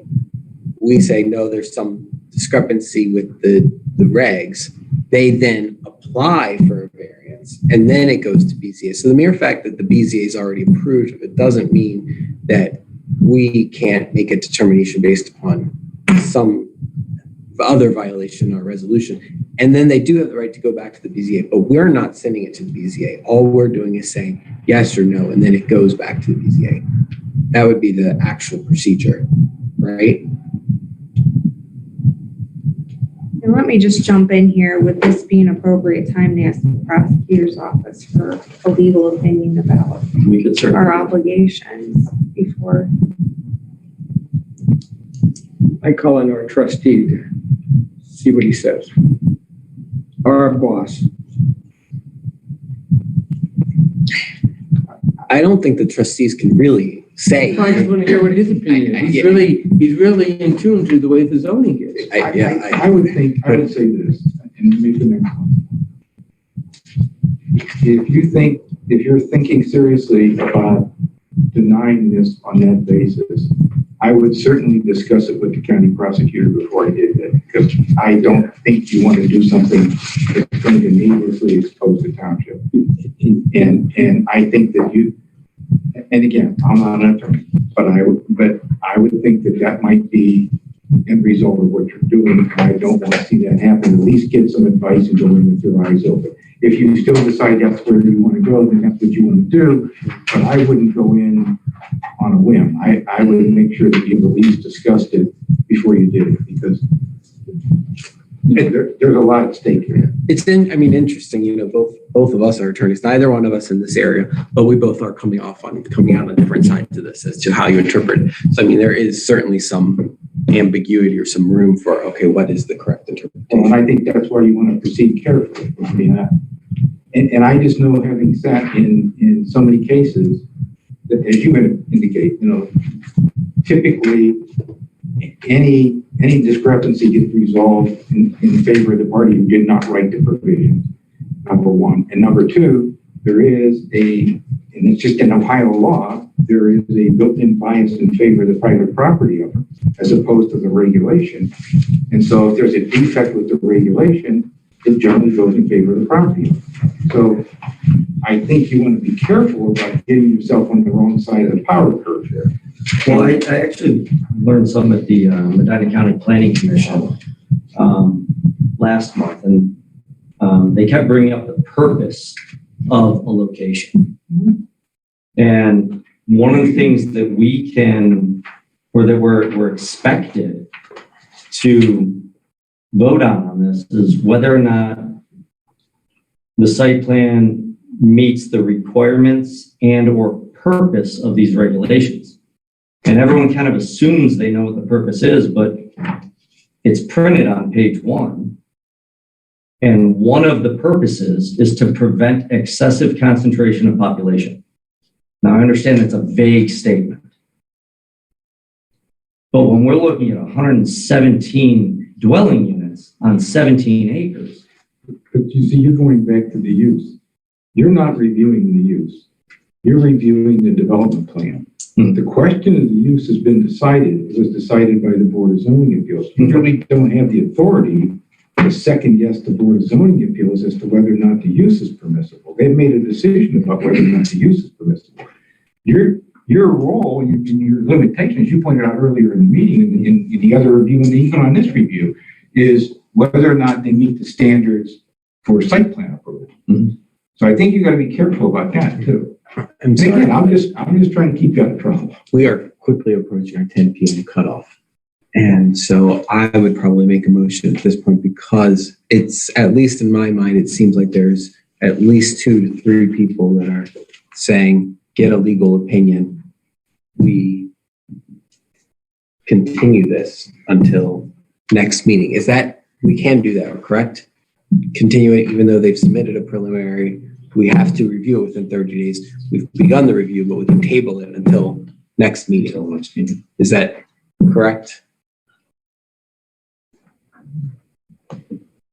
I guess as your legal representative, do you have any concerns with us tabling it? Yeah, we would like to keep this project moving along. And I mean, honestly, I never would have anticipated this debate being had because I don't think it's with merit. And I mean that respectfully. I think Mr. Wilson is right in his reading of the resolution, and Mr. Smarigan, I think, is as well and has strong reservations about the path you're headed down. I don't think it's a proper one in a fair reading of the resolution. If it were, then the entire senior citizen residential facility portion of the resolution would be a dead letter. There would be no reason for it. Well, I don't know if that's true. You could have a senior residential facility that's a single building that holds a bunch of people, and it would still be within a multifamily single dwelling unit. Or several of them on different lots. Independent dwelling units, which are either detached or attached cluster dwelling. I mean, this is precisely what we are doing here. That's arguing it on the merits of the text of the resolution. And then from a procedural standpoint, the entire plan was put before the BZA, and they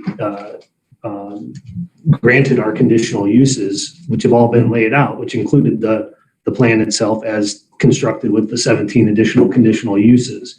And so the BZA has already determined that the entirety of the plan meets the resolution within the variances that they felt. They agree that it meets the use. They do not agree that it meets all of the requirements of the resolution. Very, very different things. But I think the point that you've made, that it is a single use on the property. The fact that there are more than one dwelling is the nature of the beast, but it's a single use there aren't multiple uses on the property, which is what the code is intended to try to control. And in this case, it's a single use, as Mr. Schneider points out, the very nature of the definition of that use anticipates multiple dwellings. Again, if you have questions, then you should seek the advice of the prosecutor's office, because I would just hesitate to go forward without at least that. If you're heading in that direction, I think you should at least get that advice before you do it. And again, My job here is always to defend myself. That's all I'm saying. For some reason, I thought there was something with 30 days. Why would we not be able to have a senior living facility on multiple lots? You could. I'm not saying it's impossible. Yeah, it's common with cluster homes and attached townhomes. And that's why I'm not understanding why that requirement doesn't apply here. Because the minute you start saying separate lots, now you're going into the regular zoning per housing unit, because you can't have multiple units on a lot. So now you're going back to individual housing, and now you're creating it as an R1 instead of a B1. I don't know if I agree with you on that. You're still using the B1 requirements for a lot. You're still using B1 lot requirements. No, you're not. You could design it that That's way. figured by percentage. Reread your B1 and how it's.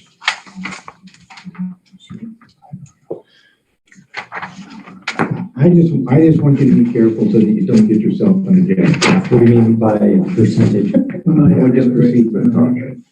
It's figured differently than R1 or R2.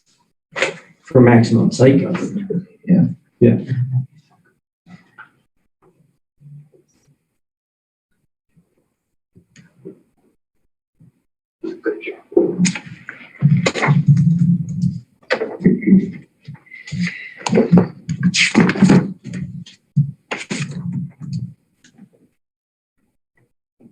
I think we should continue this. I think we should get legal counsel or legal opinion if we are not sure of what it means. It's late. I think we're all tired. I don't even know if everybody's thinking clearly.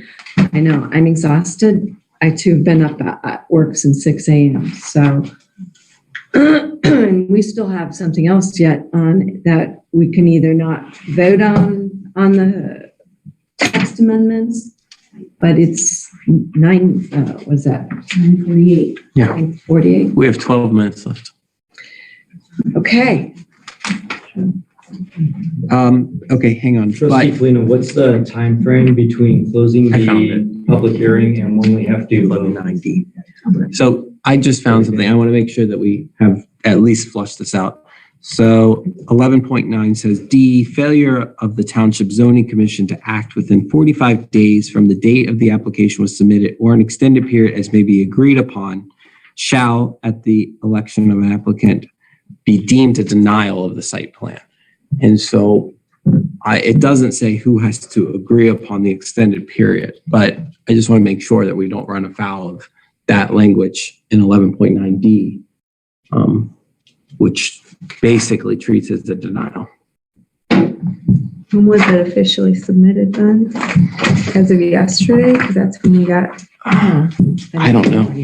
I don't know when that time starts because this was submitted on 6/10. It's been, according But we to the can't do it because of submissions and Medina. applications, it's been. When is your next meeting? 30 days on September, yeah, 2nd, 3rd, whatever that Thursday is, first Thursday of the month. We'll have another meeting in September 2nd. Yeah. We have one meeting per month. Okay. But if you start it from when Medina Planning Commission sent us the approval, they just approved of it yesterday. And so if that's when our 45-day window starts, but it says It says application though, I read that. was determined to be complete. And I don't know what that means, but Well, it that's was what, complete when- it's either going to end up, it looks like either being a denial or an extension as agreed upon. So Are you willing to agree to extend to the September meeting? You're asking that? Yeah. because the rule says either it's, if we don't act within 45 days, it's a denial. And so what we're asking is, as opposed to just not acting, would you agree to a September, whatever the date is, September 2nd decision? It's because you want legal counsel, correct? That seems to be the position. They want to confer with their legal counsel before they vote. So the question is, are you prepared to agree to that time extension or not? And if they don't, then you have your choice about voting or doing whatever.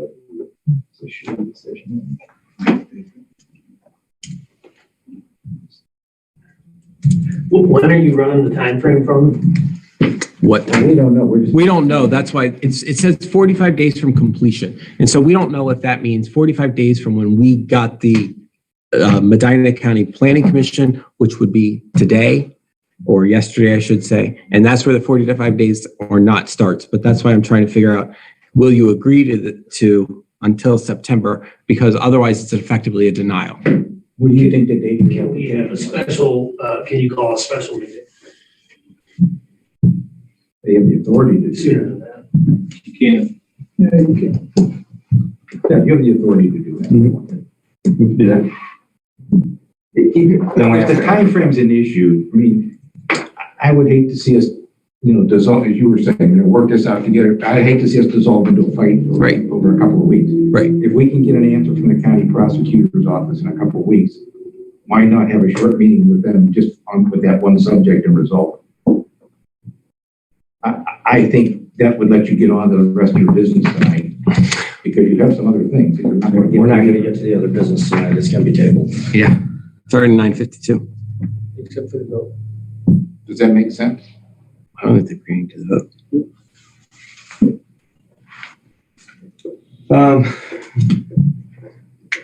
Is the rest of the commission able to meet at any point on the 19th? Can't do that week. I have an annual meeting that night.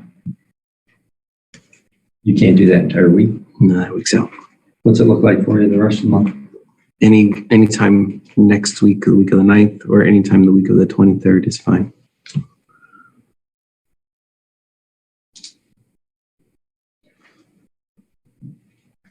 Does the 12th work for anyone?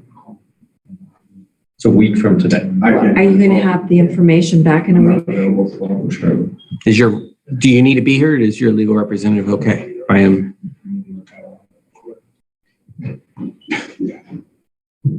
Well, I mean, if it's going to be limited to that issue, then Ben doesn't need to be here. The rest of the preliminary site we've checked off. Yeah, I mean, really it comes down to this one. In fairness, are there any other issues?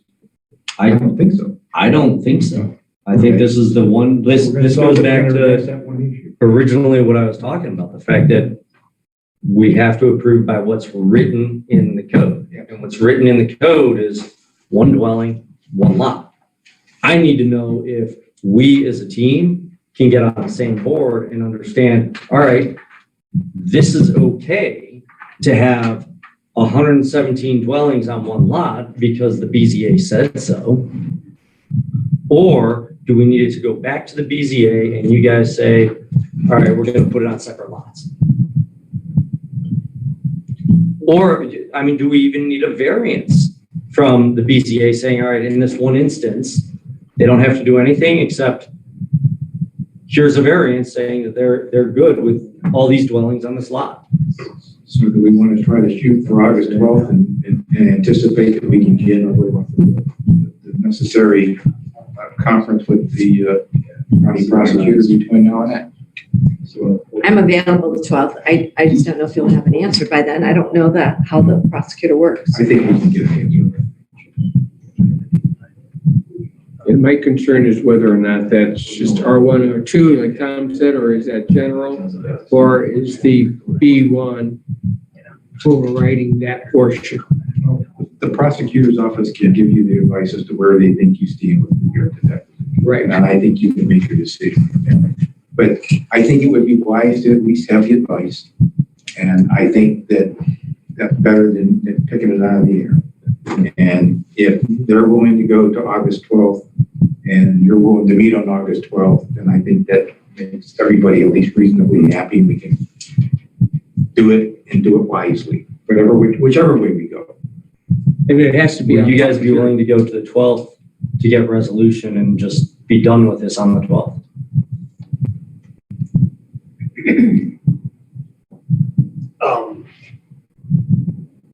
You just mean come back for a special meeting on the 12th? Yeah, it has to be a public hearing. It has to be open to the public. Yeah. Public meeting. Public meeting, yeah. Yeah. Yeah, I'm available on the 12th. If you say you're not, I'm not. Right. I mean, if that's the only issue we're talking about, I don't think we can then. What time do you want to do it? 7 o'clock. 7 o'clock? Does that work for everyone? Mr. Wolney, does that work for you, sir?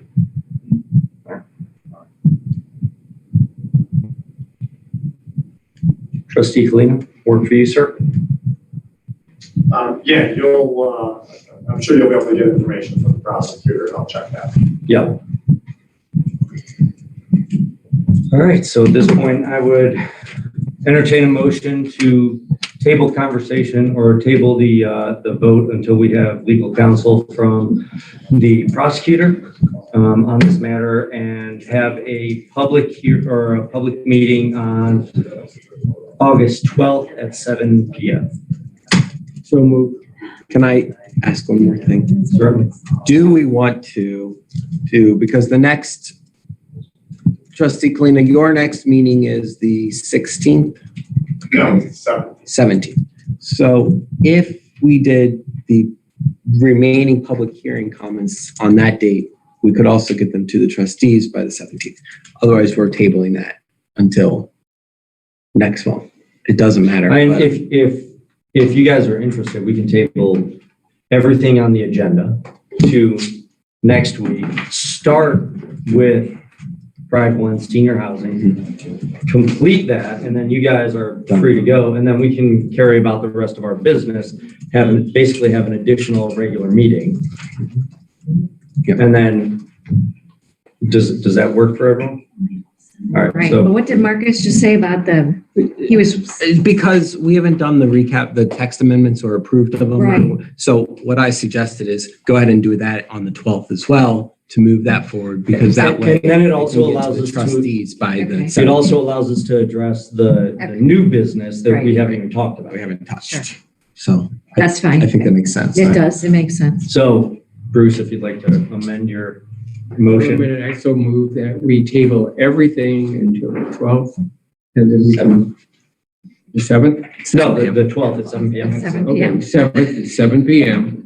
And this will include the voting on the text amendment changes and the finding out of the, from our legal department, go forward with the Pride 1 project.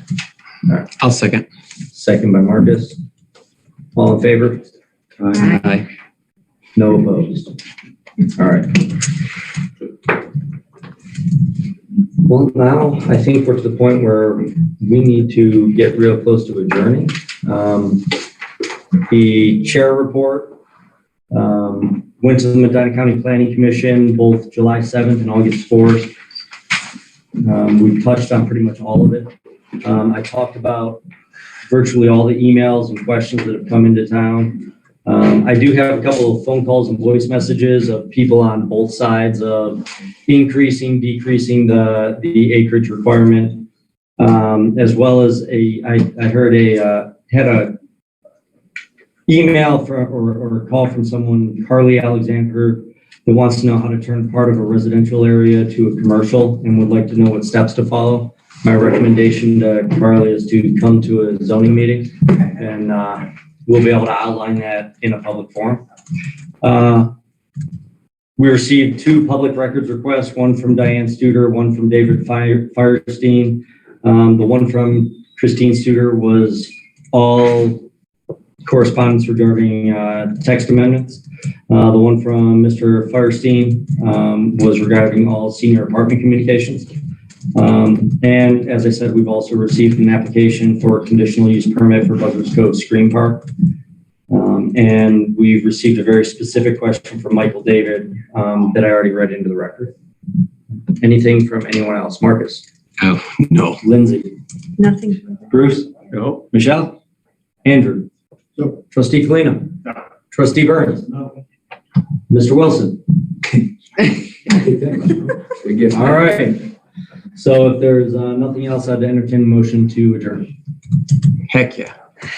Moved by Marcus, I'll second. seconded by Rubel. All in favor? Aye. No.